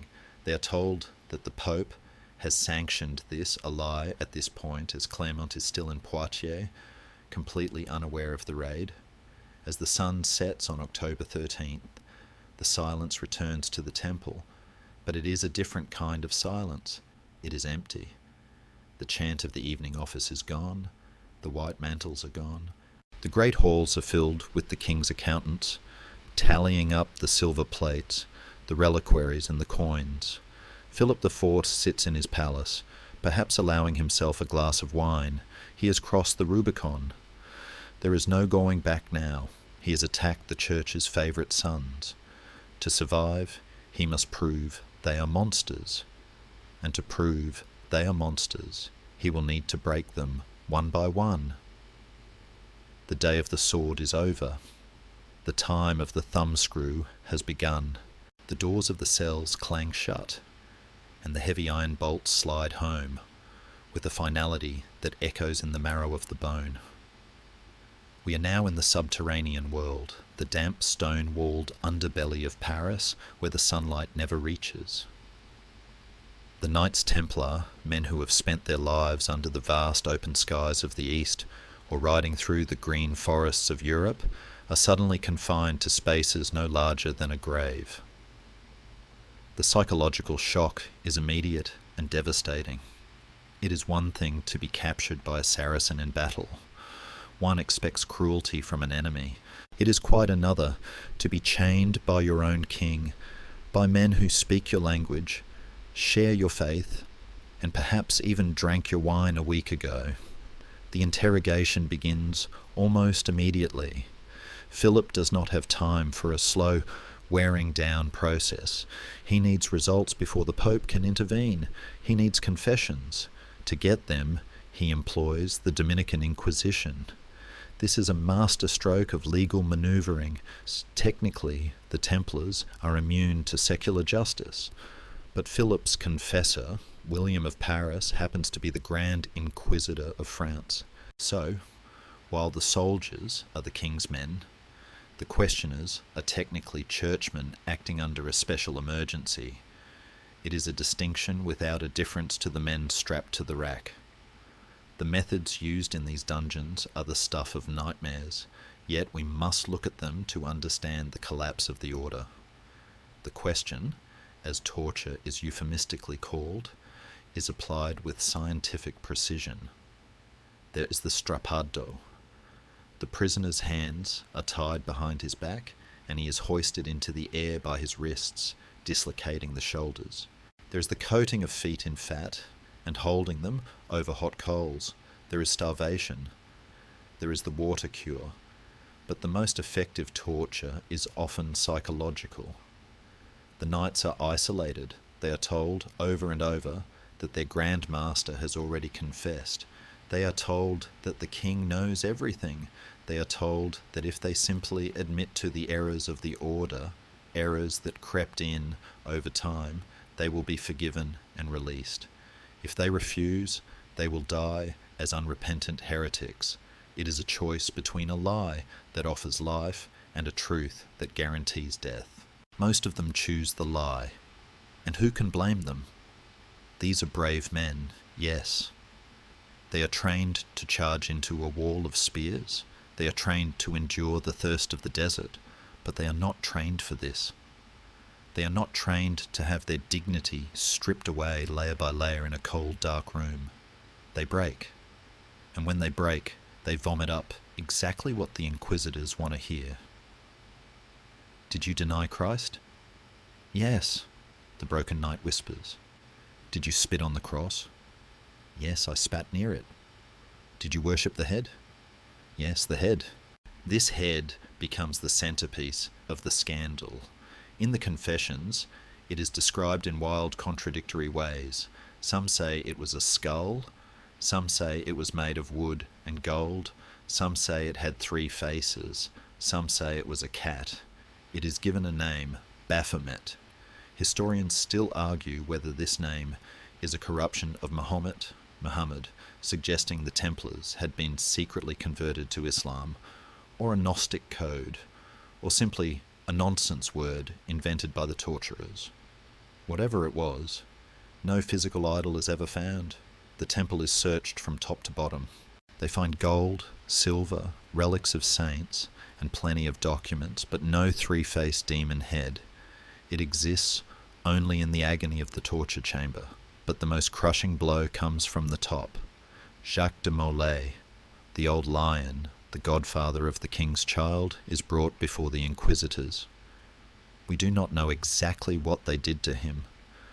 Perhaps they tortured him. Perhaps they simply showed him the instruments.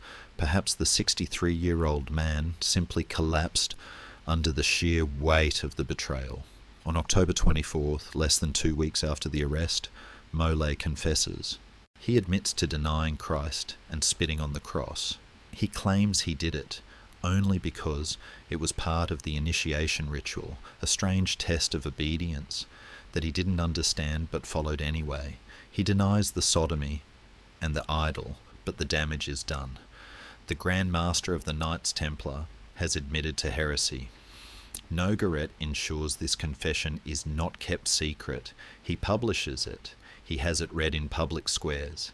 He invites masters from the University of Paris to hear the confession themselves. The effect is catastrophic.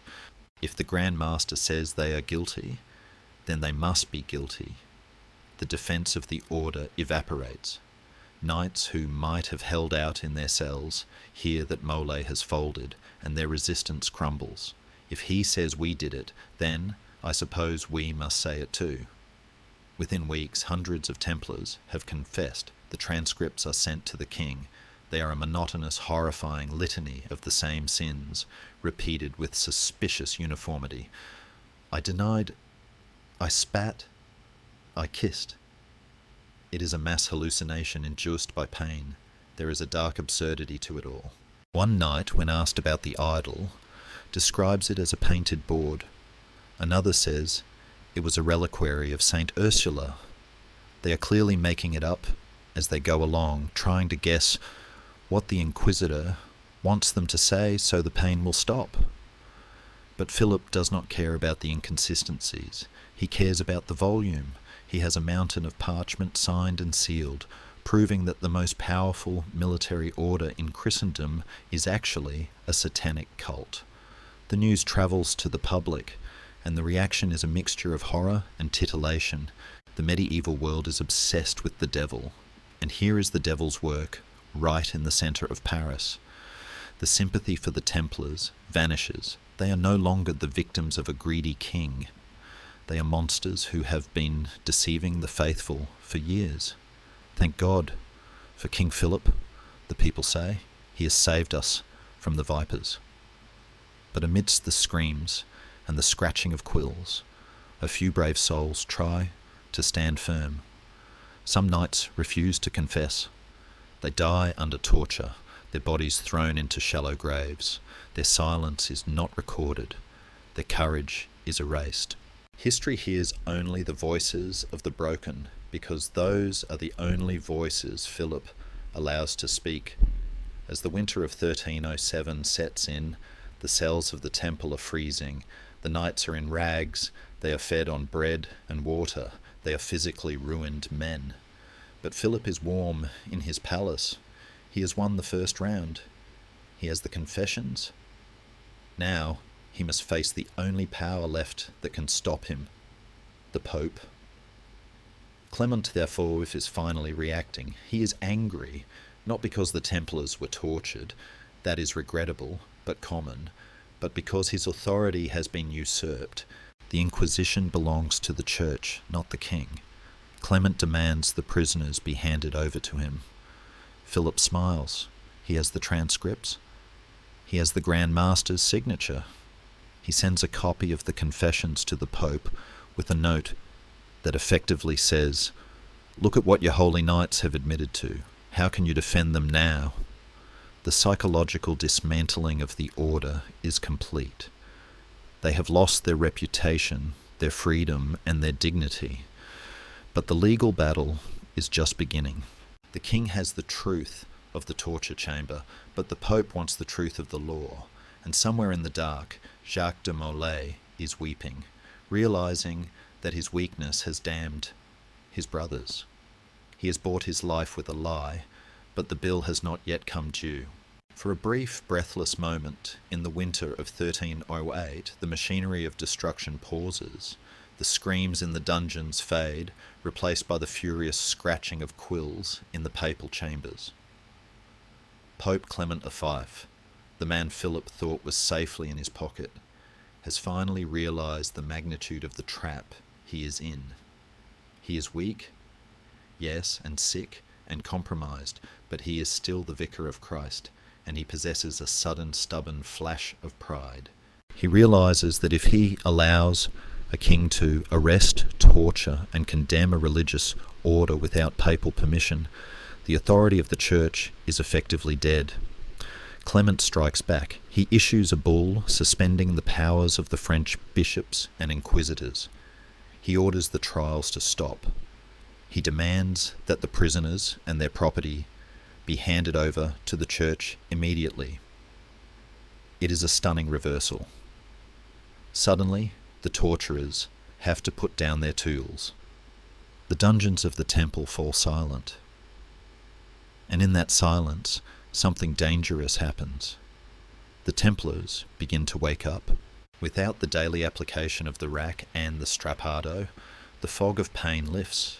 The knights in their cells, nursing their broken limbs, look at each other and realize what they have said. Shame washes over them, followed by anger. They begin to recant. "I lied," they whisper to the papal legates who manage to visit them. "I said what they wanted me to say to stop the fire. We are innocent." Philip is apoplectic. The entire foundation of his case rests on those confessions. If the Templars take them back, he looks not like a righteous defender of the faith, but like a thief who mugged a monk. He cannot allow the Pope to take control. So Philip turns to his favourite weapon, public opinion. He calls another meeting of the Estates General in Tours. He packs the assembly with his supporters. His agents whip the crowd into a frenzy. "The Pope is soft on heresy," they cry. "The Pope has been bought by Templar gold. Only the king can save us from the devil worshippers."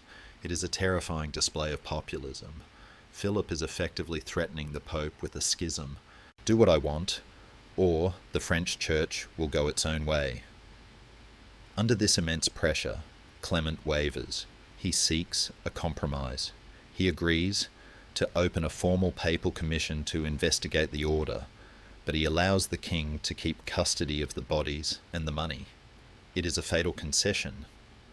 But here, in the shadow of this political wrestling match, lies one of the greatest mysteries of the Templar saga, a mystery that was only solved in our own lifetime.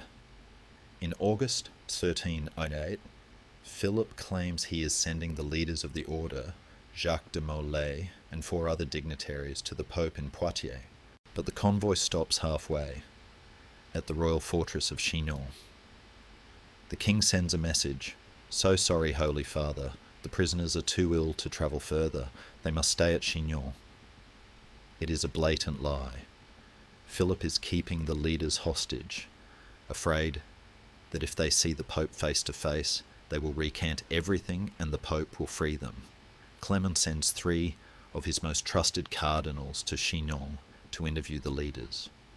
What happens in that castle on the banks of the Vienne River was for 700 years a subject of dark speculation.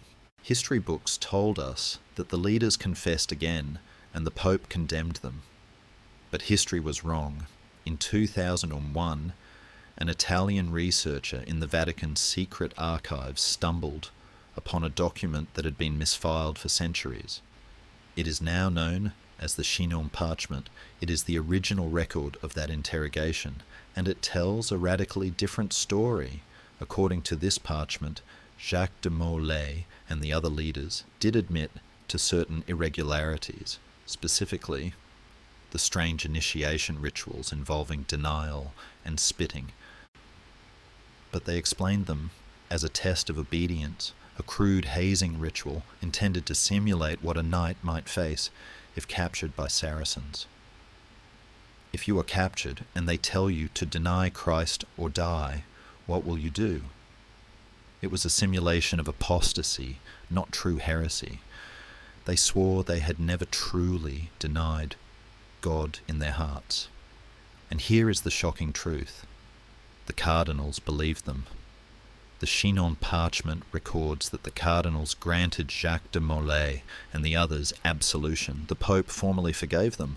Formally, he absolved them of heresy and restored them to the communion of the Church. Think of the tragedy of this. The Grand Master was forgiven. The Pope knew they were not heretics. He knew they were merely foolish old soldiers who had allowed bad traditions to fester. Legally, they should have been released, given a penance, and sent to a monastery to pray out their days. But the Chinon parchment never saw the light of day. It vanished into the archives. Why? Because Clement V knew that if he published it, Philip might invade the papal court. The king needed the Templars to be guilty. If the Pope declared them innocent, the king would be ruined. So, Clement buried the truth. He chose to sacrifice the Templars to save the papacy. He absolved them in private to save their souls, then abandoned them in public to save his own skin. The tragedy of Chinon is the tragedy of a man who tries to be half moral in a completely immoral world. Clement tries to thread the needle. He creates a two-tier justice system. He decides to sacrifice the order as an institution, suppressing it to please the king, while trying to save the individuals, judging them separately. He thinks he can dismantle the bank, but save the bankers. He underestimates Philip's ruthlessness. The king does not care about the nuance of hazing rituals. He needs the heresy to be real so he can keep the money. So, the summer of 1308 fades into autumn. The prisoners remain in Chinon, unaware that they have been absolved, or perhaps wondering why their absolution has changed nothing. The Pope returns to his inquiries, a slow, bureaucratic process that drags on like a funeral march. The moment of hope, the moment when the truth was written on parchment and signed by cardinals, slips away. The document is rolled up, tied with a ribbon, and placed in a chest, where it will sleep while the men named within it burn. The legal machinery grinds back into motion. The papal commission begins calling witnesses to Paris, and the Templars, encouraged by the rumour that the Pope is on their side, prepare to do the unthinkable. They prepare to defend themselves in court.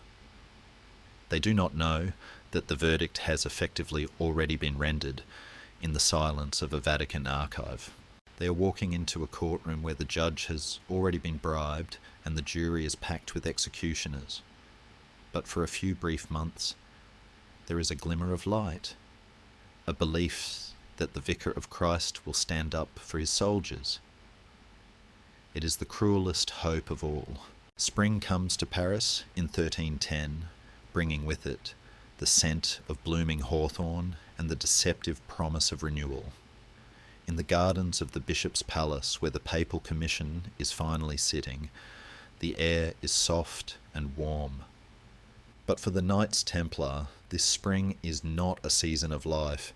It is the season of the last desperate stand. The silence that Philip IV imposed on the order has begun to crack. Emboldened by the arrival of the Pope's commissioners, men who seem genuinely interested in the truth rather than the king's script, the Templars in the prisons begin to do something extraordinary. They ask to speak. At first, it is a trickle. A few knights, looking haggard and thin, are brought before the commission. They stand up, their chains rattling, and say the words that Philip dreads most. I lied. I confessed because I was afraid of the fire, one says. I confessed because the torturer crushed my thumbs. says another. The order is innocent. The order is holy. The trickle becomes a flood. By May 1310, nearly 600 Templars have volunteered to defend the order. They are no longer a disorganised rabble of broken men. They have organised. They have chosen spokesmen, most notably a priest named Renaud de Provins and a skilled legal mind named Peter of Bologna. These men are articulate, fierce and terrifyingly brave. They stand before the commissioners and dismantle the king's case brick by brick. They argue that confessions obtained under torture are invalid in the eyes of God and law. They point out the absurdity of the charges. They challenge the king's accusers to a judicial duel. For a few weeks, it seems as if the impossible might happen. The truth of the torture chamber is dissolving in the light of day. The Papal Commission is listening. They are taking notes. If this continues, the Templars might actually win. They might prove that the most powerful king in Europe is a liar and a thief. Philip watches from the Louvre, and his stillness turns into a cold, hard rage. He sees exactly what is happening. The legal process, the slow, careful sifting of evidence that the Church loves, is working against him. He cannot allow it to finish.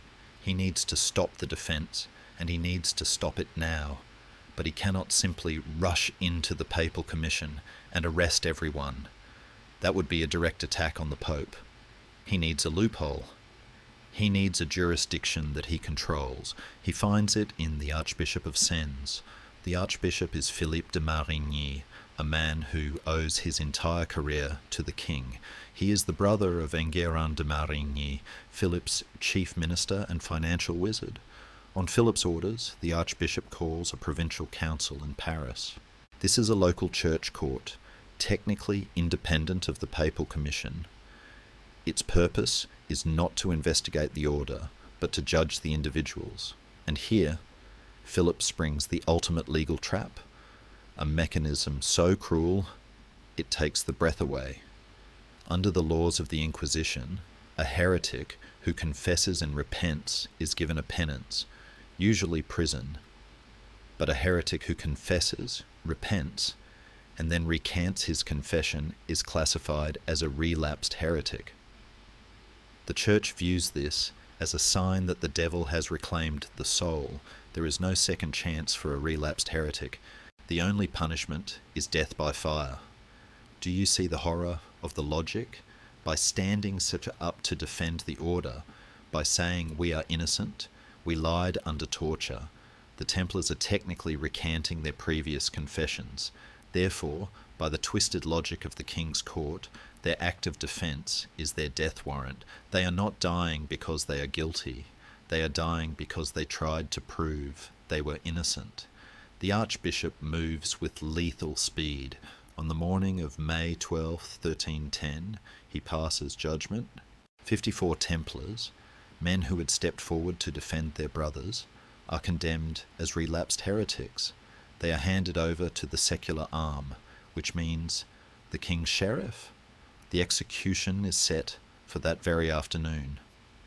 The location is a field near the Porte Saint-Antoine outside the city walls, near a convent. It is a windy day. The stakes are driven into the ground. The wood is piled high, faggots of dry timber, straw and pitch. The 54 men are brought out in carts. They are not the leaders. They are the rank and file, men who found their courage too late. Their families are likely in the crowd weeping. The mob, which years ago cheered the arrests, is now silent. There is something monstrous about burning 54 men at once.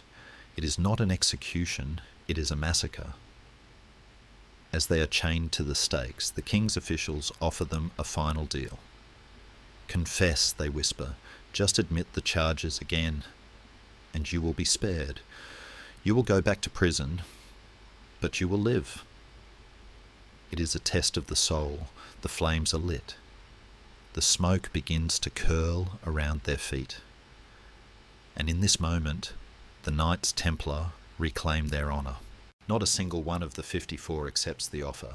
They do not scream for mercy. They scream their innocence. Above the crackle of the fire and the roar of the wind, they are heard praying. They call out to Mary. They call out to Christ. They shout to the crowd that the order is pure, that they are dying for the truth. The fire rises. It is a slow, agonizing death. The smell of burning flesh drifts over the walls of Paris, a stench that will cling to the city's conscience for generations. One by one, the voices are silenced. The prayers turn to screams, and the screams fade into the crackling of the pyres. Within an hour, 54 piles of ash and bone lie smouldering in the field. The effect on the remaining Templars is instantaneous and devastating. In the prisons, the news travels like a shockwave. They burned them. They burned the defenders. The defence collapses overnight. Peter of Bologna, the brilliant lawyer, mysteriously vanishes from his cell, likely murdered or quietly disposed of. Renaud de Provins is sentenced to perpetual imprisonment. The hundreds of knights who had volunteered to speak suddenly fall silent. They withdraw their testimonies. They return to their original torture-induced confessions. They realise now that there is no trial. There is only a script, and the penalty for improvising is fire. The Papal Commission continues to sit, but it is a farce. The witnesses are terrified. "I will say whatever you want," one knight tells the commissioners, weeping. "I would confess to killing God himself if it would keep me from the stake." Philip has won. He has used the fire not just to kill men, but to kill the truth. He has demonstrated that he is willing to burn his own subjects by the dozens to get what he wants. The field of Saint-Antoine is silent now, the wind scattering the grey ash across the vineyards, but the message remains. The king's will is absolute. The law is a weapon, and the truth is flammable. The defence of the order is over. All that remains now is the final administrative burial. The seasons turn again, the leaves falling and rotting into the mud, mirroring the slow decay of the Templar order. We find ourselves now in the ancient city of Vienne, nestled in the Rhone Valley. It is October 1311. The air is damp and heavy with the smell of the river. The city is bursting at the seams, its narrow streets clogged with the retinues of 300 bishops, archbishops and patriarchs from every corner of Christendom. Pope Clement V has summoned the Council of Vienne, the 15th Ecumenical Council of the Church, to finally settle the Templar matter. The atmosphere is not one of holy contemplation. It is one of suffocating political pressure.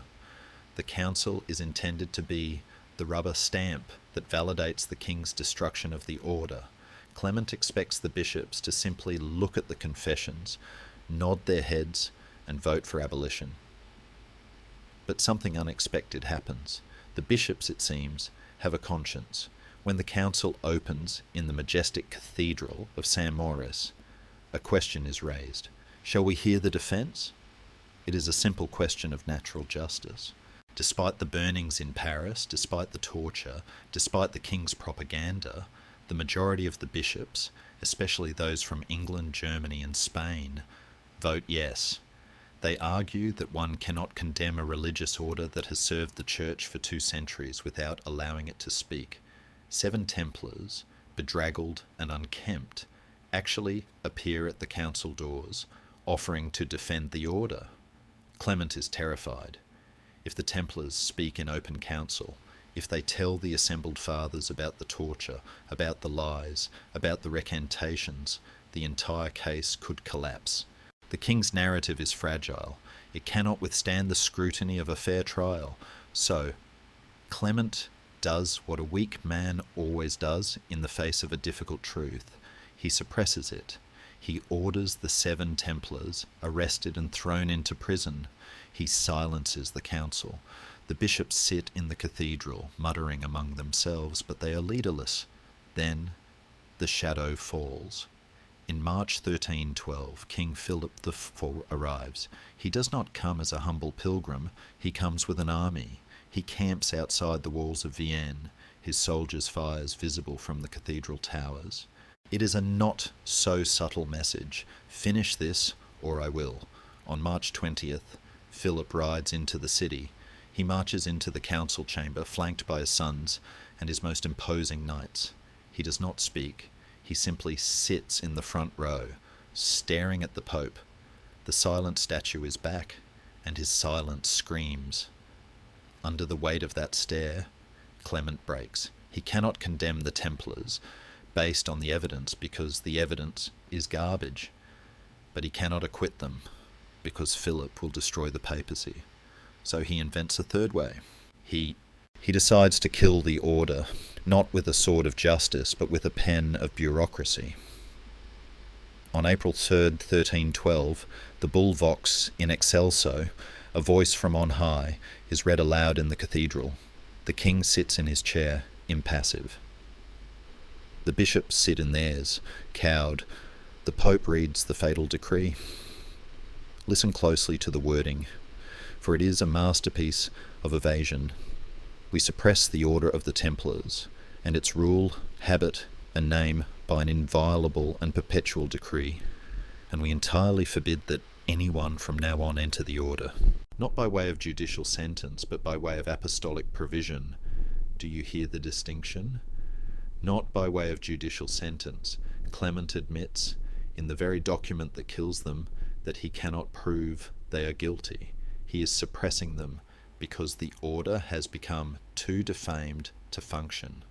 The logic is circular and cruel. You have been slandered so badly by the king that your reputation is ruined. Therefore, because your reputation is ruined, we must dissolve you to avoid scandal. They are being fired, not for incompetence, but because the boss's friend started a rumour about them. The Knights Templar are officially extinct. The Red Cross is banned. The White Mantle is forbidden. The great institution that defended the Holy Land, that invented banking, that built the cathedrals of the East, is wiped from the board by apostolic provision.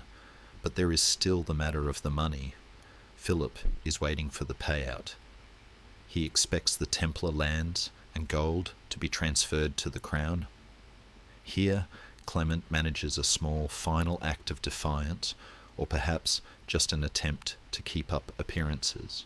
He issues a second bull, ad providam, which transfers all Templar property to the Knights Hospitaller, the Templars' long-time rivals.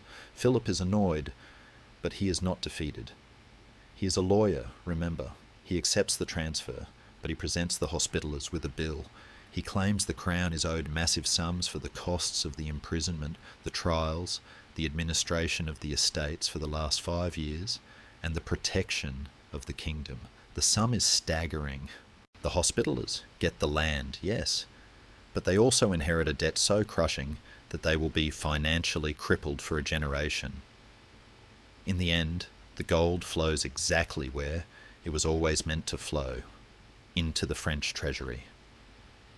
The Council of Vienne concludes in May 1312. The bishops pack their bags and go home, relieved to be away from the king's staring eyes. The city empties. The king returns to Paris, satisfied. He has won. The order is gone. There are no more Templars, only former Templars, drifting through Europe, pensioned off, joining other orders, or begging in the streets. But there is one loose end. The leaders, Jacques de Molay, and 3 other high-ranking officials are still in prison. They were not dealt with at the council. Their fate was reserved for the Pope's personal judgment. For 2 more years, they languish in the dungeons, forgotten by the world. They are the ghosts of a dead civilization, waiting for a sentence that has already been decided. The tragedy of Vienne is the tragedy of institutional cowardice. It is the moment when the collective leadership of the West looked at a manifest injustice and decided that it was simply too inconvenient to stop it. They washed their hands, like Pilate. They let the innocent be crushed to preserve the peace of the powerful. As we leave the Cathedral of St. Maurice, the candles guttering in the draught, we feel the weight of this bureaucratic murder. The Templars did not die in a glorious last stand at the gates of their fortress. They died in a committee meeting, dissolved by a clause in a Latin text, while a king watched and a pope trembled. It is a quiet, dry death, lacking the romance of the sword, but it is far more terrifying. It is the death that modernity brings, the death by decree. And yet, in the silence of his cell, Jacques de Molay is still breathing. He is old now, tired, his body ruined by years of confinement. But in the solitude of the dark, something is shifting in his soul. The fear that made him confess in 1307 is burning away, replaced by cold, hard clarity. He knows he is going to die. The only question left is how. He has been the company man, the obedient soldier, the diplomat. It hasn't worked. The rules of the game were rigged. Now, as the final act approaches, the old lion is preparing to roar one last time. Time in the bottom of a dungeon does not move in a straight line. It circles, stagnant and heavy, like water in a choked well. We drift now into the lost years, the silent gap between the suppression of the order in 1312 and the final act in 1314. For the world outside, life has returned to its brutal, busy normal. The fairs are held, the harvests are gathered, and King Philip counts his stolen gold in the Louvre. But for Jacques de Molay, the last Grand Master of the Temple, the world has shrunk to the dimensions of a stone cell. He has been a prisoner for 7 years. 7 years of damp straw, of darkness that hurts the eyes, of silence broken only by the scurrying of rats and the bringing of meagre food. He is an old man now, nearing 70, his body a map of old war wounds and new scars from the torturer's rack. His hair and beard, once trimmed in the fashion of a warrior monk, are long, matted, and white as the snows of the Hermon mountain he once defended. Imagine the psychological weight resting on his stooped shoulders. He is the captain who steered his ship into the rocks. He believes, in the darkest hours of the night, that he has damned his soul. He confessed. He betrayed the trust of 20,000 knights to save his own skin, or perhaps to save the order from total annihilation. But the gamble failed. The order is dead. The poor fellow soldiers are scattered or ash. He is the last vestige, a living ghost haunting the conscience of the king and the pope. He spends his days in prayer, but one wonders if he feels his prayers are hitting the ceiling of the cell, bouncing back unanswered. Does he replay the interrogation? Does he dream of the fire? Historians often overlook this period of quiet agony, focusing on the dramatic trial and the fiery end. But the true tragedy of Molay lies in this long, slow erosion of hope. He is a man waiting for a sentence that everyone seems to have forgotten to deliver. He is not alone in this purgatory. 3 other dignitaries are with him, including Geoffroy de Charnay, the preceptor of Normandy, a man of fierce integrity who has also been crushed by the wheel of the king's justice. They likely communicate in whispers, if they are kept near each other, or perhaps they share only a silent communion of shared failure. They are the debris of a fallen empire, left to rot while the architects of their ruin debate their fate in palaces. The Pope, Clement V, is still trying to figure out what to do with them. He cannot execute them. They are the highest-ranking officials of a religious order, and technically they have confessed and repented. Under church law, they should be imprisoned for life in a monastery, fed the bread of sorrow and the water of affliction, and allowed to weep for their sins until death takes them. This is the merciful path. Philip, busy with his wars and his finances, seems content to let them rot. As long as they are in prison, they are harmless. They are political trophies, proof of his victory. But history hates a vacuum.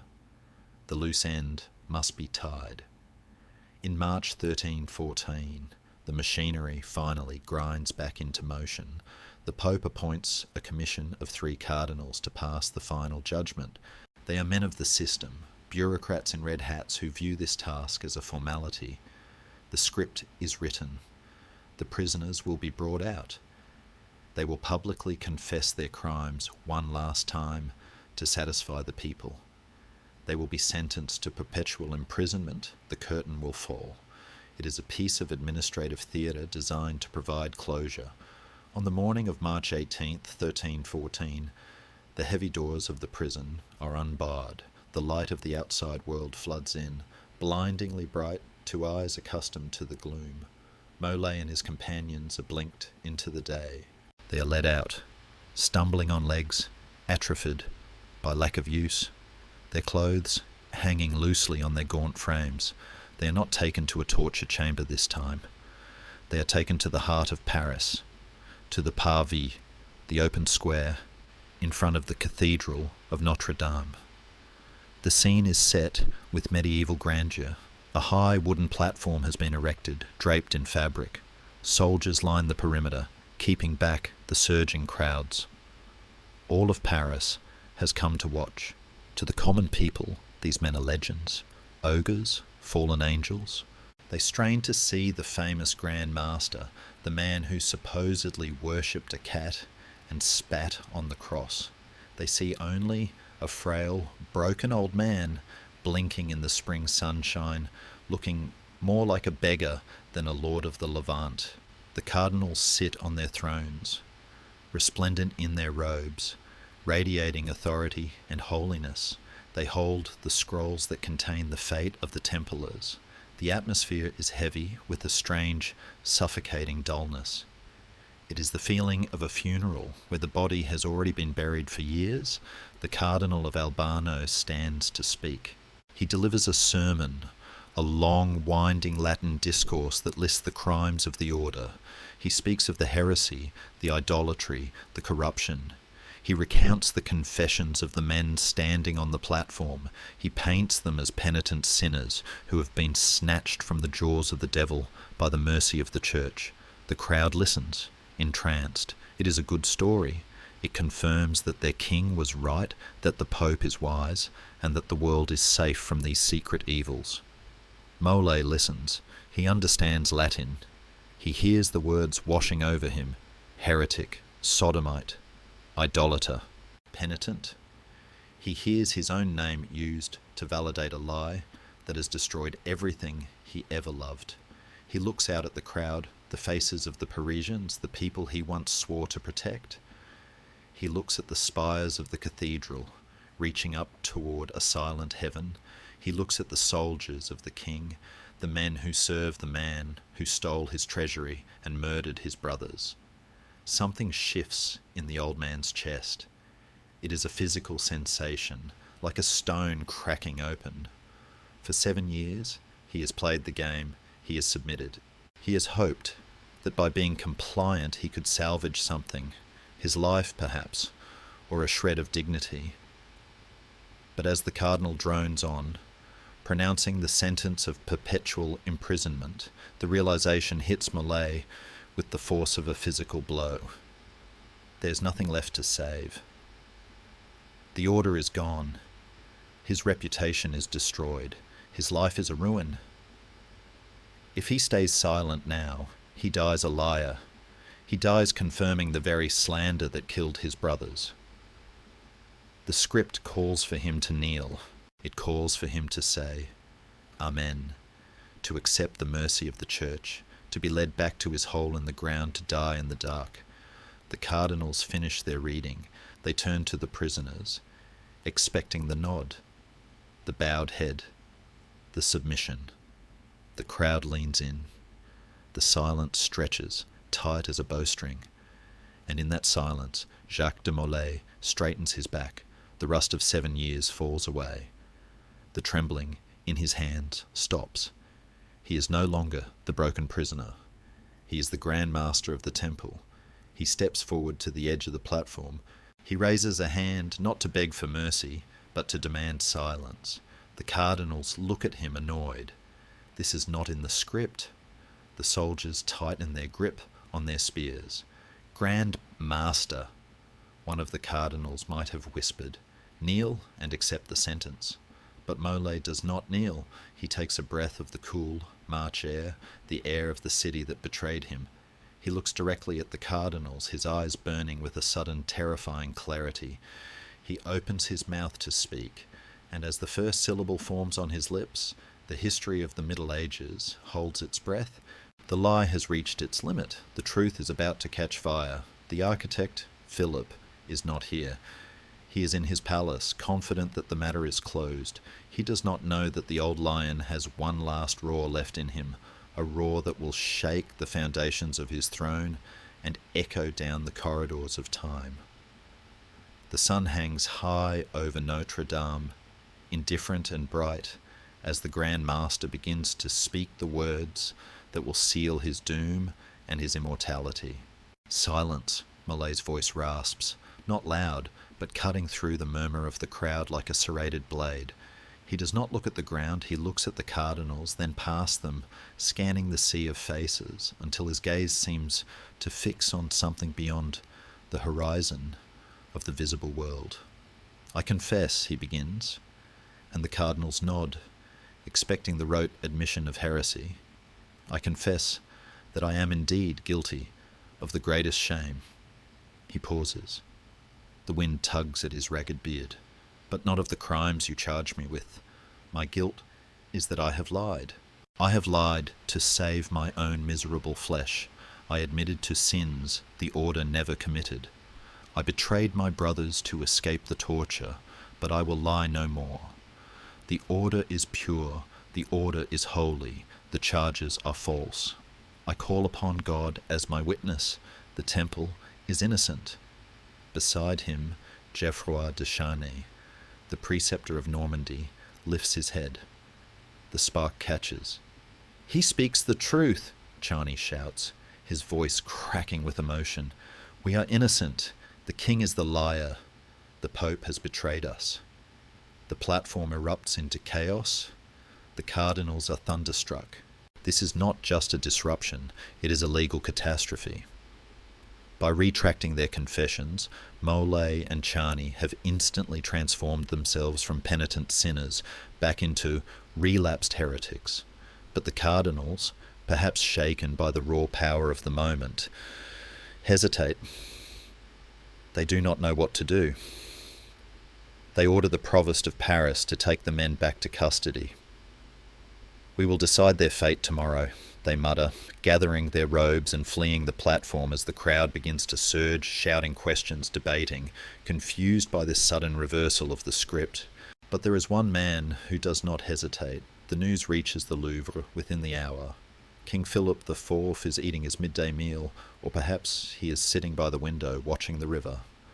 When the messenger stammers out the report that the Grand Master has recanted and publicly shamed the royal justice, Philip does not summon a council, he does not consult the lawyers, he does not write to the Pope.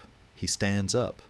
The statue comes to life, and it is terrified of nothing. They burn, Philip says, tonight. It is a decision of breathtaking illegality. Technically, the prisoners are under the jurisdiction of the Church. To execute them without a formal handover is a violation of every law in Christendom. Philip does not care. He knows that if they live until tomorrow, the Pope might intervene. He knows that a public trial could turn the tide of opinion against him. He needs them silenced, and he needs them ash. The preparations are made with grim haste. The location is chosen, a small, muddy spit of land called the Ile des Juifs, the island of the Jews, near the palace gardens on the western tip of the Ile de la Cité. It is a place of execution, a place of blood. Soldiers are sent to fetch wood, charcoal, and pitch. The pyre is built low to the ground, a cruel detail that ensures the death will be slow. Twilight falls over Paris. The sky turns a deep bruised violet. The bells of Notre Dame ring for vespers, their sound drifting over the water. The crowds gather again, drawn by the rumour that the devil's knights, are to be burned. They line the banks of the Seine, watching the torches flicker on the island. Mole and Chani are brought out of the prison for the last time. They are not dragged, they walk. Witnesses say they moved with a strange light step, as if the burden of 7 years had been lifted from their backs. They are ferried across the short stretch of dark water to the island. They see the stakes, they see the wood, they see the king's men waiting with torches. They are stripped to their shirts. Malay asks for a simple favour. "Let me join my hands a little," he says to the executioner, "for this is a fitting time to pray, and turn my face toward the Cathedral of Notre Dame, for I wish to die looking at the house of God." They chain him to the stake. They chain Shani beside him. The executioner thrusts the torch into the dry wood. The fire catches instantly, crackling and spitting as it climbs the pyre. And then the legend begins. As the flames rise, licking at his legs, Jacques de Molay does not scream. He does not beg. He stands amidst the fire, like a prophet of the Old Testament. The heat blisters his skin. The smoke chokes his lungs. But through the roar of the inferno, his voice is heard one last time. It is a voice of terrible, icy calm, a voice that seems to defy the laws of physics. "God knows who is in the wrong and who has sinned," he cries out. "Soon misfortune will come to those who have wrongly condemned us. God will avenge our death." Then, looking toward the royal palace where the king is likely watching, and toward the south where the Pope resides, he delivers the curse that will haunt history. "Clement, Philip, I summon you. I summon you to appear before the tribunal of God within a year to answer for your crimes. You will be accursed until the 13th generation of your lines." The fire engulfs him. The crowd on the riverbank falls silent, terrified by the words coming from the burning man. Chani dies beside him, praising God. The flames do their work. The flesh is consumed. The bones crack. Finally, the voices cease. The fire burns down to embers. The Grand Master of the temple is gone. In the darkness of that March night, the people of Paris do not cheer. They weep. They cross themselves. They creep down to the water's edge, wading into the mud to collect the cooling ashes and the bits of charred bone. They treat them not as the remains of heretics, but as the relics of saints. The mood has shifted. The king has his victory, but it tastes like ash. He has killed the man, but he has birthed a martyr. Philip watches the fire die down from the window of his palace. He turns away, his face impassive. He has won. The debt is cancelled. The threat is removed. The state is supreme. He does not believe in curses. He believes in power. But as he walks through the empty halls of the Louvre, the smell of smoke clings to the stone, a scent that no amount of incense can scrub away. The curse of the Templars is not magic. It is the weight of guilt and the uncanny timing of fate. Whether Mole truly spoke those exact words is a matter of debate. Some chroniclers record it, others do not. But the people believed he did. And as the smoke drifts away over the Seine, the clock begins to tick. The year is 1314. The Pope is sick. The king is 46 years old and healthy. The calendar on the wall says March. The old soldier has issued his summons. Now the world waits to see if the defendants will appear. The fire on the island is out, but a different kind of fire, a slow burning fever of destiny, is about to consume the house of France. The night is dead. Long live the legend. The smoke from the Ile des Juifs dissipates into the grey Parisian sky, but the smell of burning lingers, or perhaps it is just the scent of fear that has settled over the city. It is April 1314. The calendar has turned only one page. Since the Grand Master screamed his summons from the flames, In the taverns and the marketplaces, people speak in hushed tones, glancing over their shoulders. They are counting the days. A curse is a curious thing. It has no weight, no mass, no army. It is merely a collection of words spoken by a dying man. But words, when planted in the fertile soil of a superstitious age, grow roots of iron. And as the spring deepens, the first defendant is called to the bar. Pope Clement V is dying. He is not in Rome, he is in Roquemer, a small town in the Rhone Valley. He has been fleeing his own mortality for months, travelling with a retinue of doctors who feed him pulverized gems and strange herbal concoctions. But the cancer in his gut is relentless. The stomach ailment that made him the weak, pliable tool of the French king has finally decided to finish the job. On April 20th, 1314, just 33 days after the execution of Jacques de Molay, Clement breathes his last. The manner of his passing is grotesque, a grim comedy of medieval manners. The moment the breath leaves his body, his loyal servants and nephews do not fall to their knees in prayer. They fall upon his luggage. They loot his chambers, stealing the gold, the silver plate, and even the clothes off the dead pontiff's back. He is left naked on a slab, a stark reminder that you cannot take it with you, especially if your relatives are in the room. But the true horror comes at the funeral.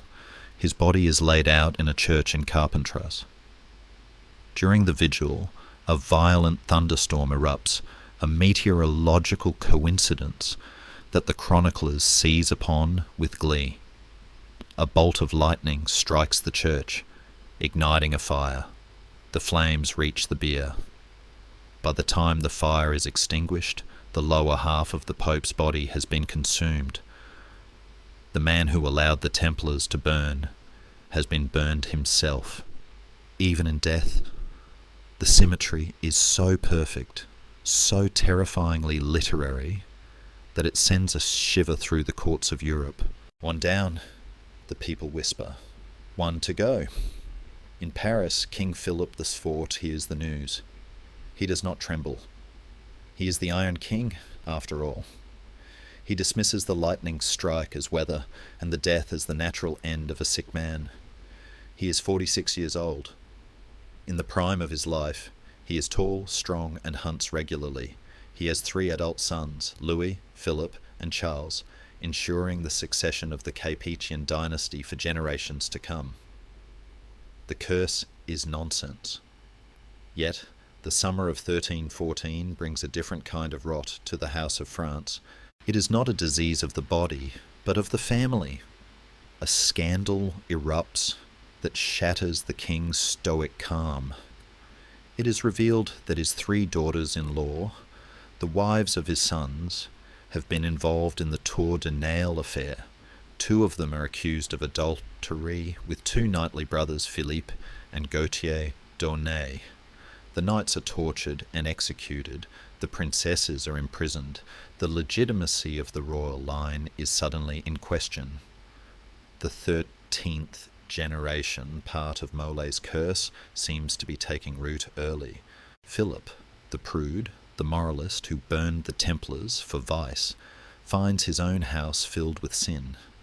It breaks something in him. The statue begins to show hairline fractures.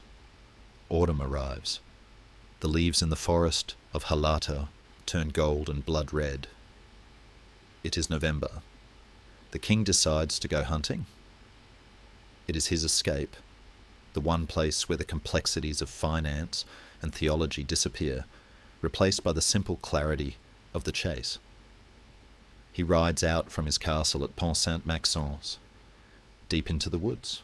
Historians still argue about what exactly happened under the canopy of those ancient oaks. The romantic version says a wild boar, massive and furious, charged the king's horse. The horse reared, and the king was thrown, crushed against a tree. The medical version, favoured by modern doctors reviewing the symptoms, suggests a cerebral hemorrhage, a massive stroke. Perhaps the stress of the year, the financial burdens, the scandal, and the shadow of the curse finally spiked his blood pressure to a lethal degree. Whatever the cause, Philip is carried back to the castle of Fontainebleau, paralysed and unable to speak clearly. The Iron King has rusted. He lies in his bed for weeks. The silence that was his trademark now becomes his prison. He drifts in and out of consciousness.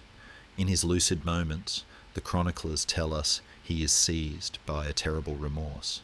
He orders that the new taxes he levied for a war in Flanders be cancelled. He worries about the coinage he debased. He asks for the cross. It is the classic deathbed panic of a monarch who realises that his divine right does not extend to the afterlife. Does he see the face of Jacques de Molay in the shadows of his room? Does he smell the smoke of the Ile des Juifs? We cannot know, but we know the date.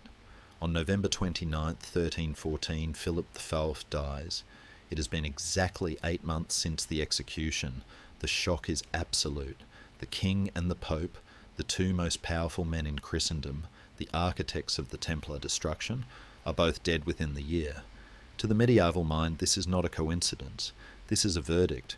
The tribunal of God that Molay summoned them to has evidently convened, and the sentence has been carried out. The news races across Europe. In the preceptories of the Hospitallers, where former Templars are living out their days, there is a grim satisfaction. In the courts of foreign kings, there is a sudden wariness of attacking the church. The legend of the curse solidifies instantly into historical fact. It becomes the cautionary tale of the age. Do not strike at the holy ones, for the fire you light will eventually burn you. Philip is buried in the Basilica of Saint-Denis, among the ancestors he tried so hard to surpass. His effigy is carved in stone, beautiful and serene, the fair king for all eternity. But the legacy he leaves is chaos. His 3 sons will all reign, one after the other, in rapid succession. Louis VIII, Philip V, Charles IV, they will all die young. They will leave no male heirs. Within 14 years of Philip's death, the direct line of the Capetian dynasty, which had ruled France unbroken for 3 centuries, will be extinct. This extinction will trigger the 100 Years' War between France and England, a conflict that will ravage the kingdom Philip tried to build. The centralisation, the taxes, the bureaucracy, it will all be tested by fire and sword. The curse effectively destroys the very stability Philip sacrificed his soul to achieve. But in the immediate aftermath of his death, there is a strange, suspended moment. The machinery of the state pauses. The terrifying lawyer king is gone. The lawyers, like Nogaret, who had actually died a year before the king, escaping the curse's timeline, but not its shadow, are gone. The Templars are gone. The stage has been swept clean. And in this void, the people of France are left to wonder. They look at the empty temple fortress, standing silent in the Marais. They look at the fresh tomb in Saint-Denis. They realise that the destruction of the Templars was not just a political event. It was a spiritual trauma. It changed the rules. It proved that nothing is sacred. Not the knighthood, not the papacy, not the king. It ushered in a colder, harder world. The king's sudden twilight is the end of the high medieval dream. The age of the Crusades is officially buried with Philip. The age of the lawyers, the bankers, and the nation-states has begun. But as the winter of 1314 settles over the grave of the Iron King, one cannot help but feel a lingering chill, a sense that some debts are paid in gold, but the oldest debts are paid in blood. The summoned have answered, the case is closed. But the ghost of the Templars has only just begun to haunt the imagination of the world. The king is dead, but the machine he built is alive. As we stand at the end of this long, shadowed corridor of history, watching the funeral procession of Philip the False wind its way toward the crypts of Saint Denis, we are witnessing something far more significant than the passing of a monarch. We are witnessing the birth of the modern world. The legacy of the Iron King is not written in the prayers of saints or the songs of troubadours. It is written in the ledgers of the state, in the seals of the courts, and in the quiet, terrifying power of the file cabinet. Philip IV was the first truly modern ruler of Europe. Before him, kings were feudal overlords, first among equals, bound by oaths and personal loyalties. They ruled by the grace of God and the consent of their barons. Philip changed the equation. He ruled by the grace of the administration. He replaced the erratic loyalty of the sword with the steady, crushing weight of the law. He demonstrated that a government, if sufficiently ruthless and organized, could destroy any institution that stood in its way, even one as ancient and holy as the Knights Templar. Consider what he achieved. He challenged the Pope and won, moving the centre of spiritual gravity from Rome to Avignon and turning the Church into a department of the French state. He challenged the international banking system of the Templars and won, seizing their assets to fund his own ambitions. He challenged the feudal rights of the nobility and won, centralizing justice in the hands of royal lawyers. He was the cold architect, the man who looked at the messy, organic tapestry of the Middle Ages and decided to iron it flat. But architecture has a price. The destruction of the Templars left a scar on the European psyche that never truly healed. It was a loss of innocence. Before 1307, there was a belief that certain things were sacred, that there were lines a king could not cross. Philip erased those lines. He proved that with enough torture, enough propaganda, and enough legal chicanery, the truth could be manufactured. He showed that justice was not a divine constant, but a tool of the executive branch. In the smoke of the Ile des Juifs, the cynical realism of the future was born. And what of the gold? The vast treasure of the temple that Philip coveted so desperately. It flowed through his fingers like water. It paid for a few more months of war in Flanders, a few more castles, a few more bribes. It did not make France rich. It merely fed the insatiable hunger of the growing state. The irony of Philip's reign is that for all his financial wizardry, he died leaving the kingdom just as desperate for coin as he found it. He stole the wealth of the East, but he could not steal prosperity. The curse, too, is part of this legacy. Whether supernatural or merely the inevitable consequence of hubris, the collapse of the Capetian dynasty serves as a grim poetic justice. The 13th generation never came. Within 14 years, Philip's 3 sons were dead without heirs. The crown passed to the House of Valois, and the English king, Edward III, Philip's own grandson through his daughter Isabella, claimed the throne. The result was the 100 Years' War, a century of fire and blood that nearly destroyed the France Philip had tried so hard to strengthen. The centralized state he built became a weapon in the hands of foreign invaders and civil warriors. The structure held, but the tenants were slaughtered. Yet the ghost of the Templars proved more durable than the dynasty that destroyed them. Philip tried to erase them from history. He burned their bodies, seized their archives, and melted their silver. He wanted them to be forgotten or remembered only as heretics. He failed. By destroying the men, he created the myth. The Knights Templar detached from reality and entered the realm of legend. In the centuries that followed, they were reimagined by Freemasons, by Romantics, by conspiracy theorists. They became the guardians of the Holy Grail, the keepers of secret wisdom, the hidden hand behind every revolution.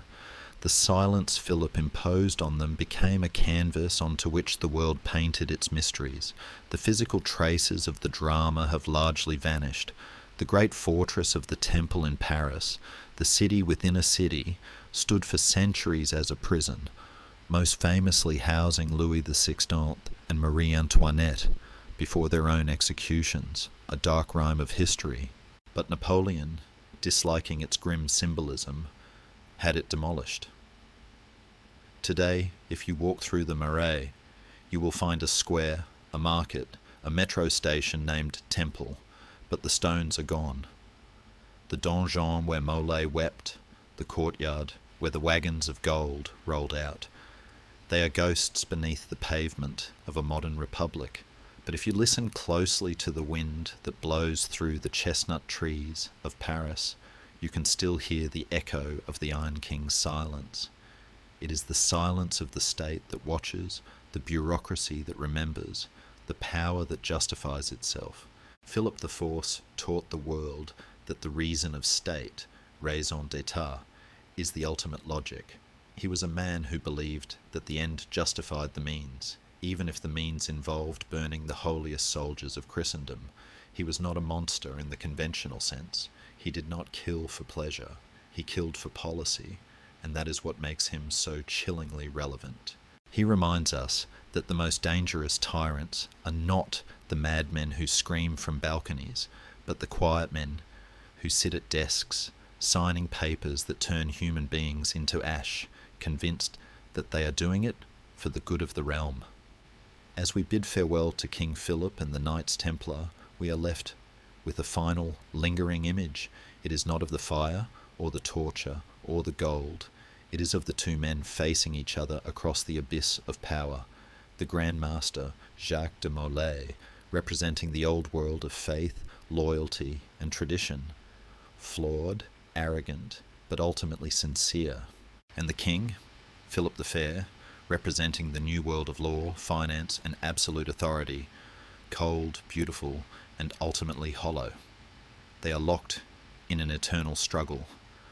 The mystic and the manager, the knight and the bureaucrat. In 1314, the bureaucrat won. He burned the knight and took his castle.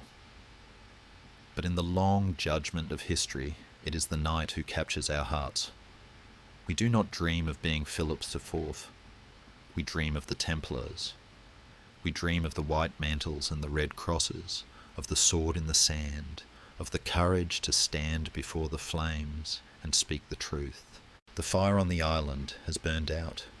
The Seine flows black and quiet past the Ile de la Cité, washing away the ashes of the martyrs and the sins of the kings. The centuries have done their work. The pain is gone, leaving only the story.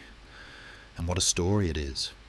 A tragedy of ambition and faith, whispered in the dark, reminding us that while kings may rule the earth for a season, honour, once forged in the fire, is indestructible. The archives are closed. The courtroom is empty. The last candle in the palace of the Cité has flickered and died. The Iron King sleeps in his stone tomb, his blue eyes finally closed. The Templars sleep in the wind and the soil, their penance paid. And you, the listener, are safe here, far from the rack and the pyre, sheltered by the distance of time. The fire has faded to a single glowing ember in the dark.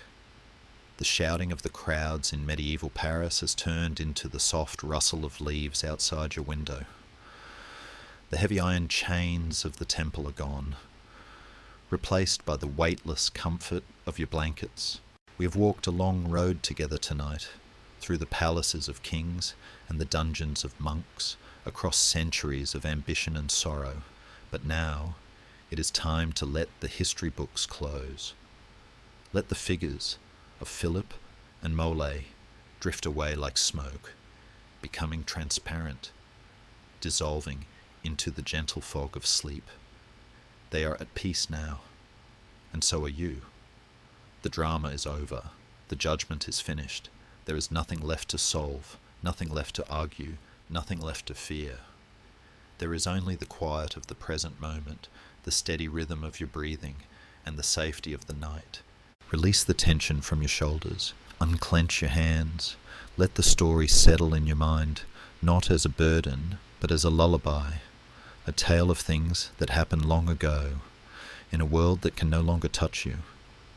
The past is a dream, and you are drifting into a deeper, softer dream of your own. The night is your fortress, warm and impregnable. The darkness is not a dungeon, but a velvet cloak wrapped around you. Sleep now.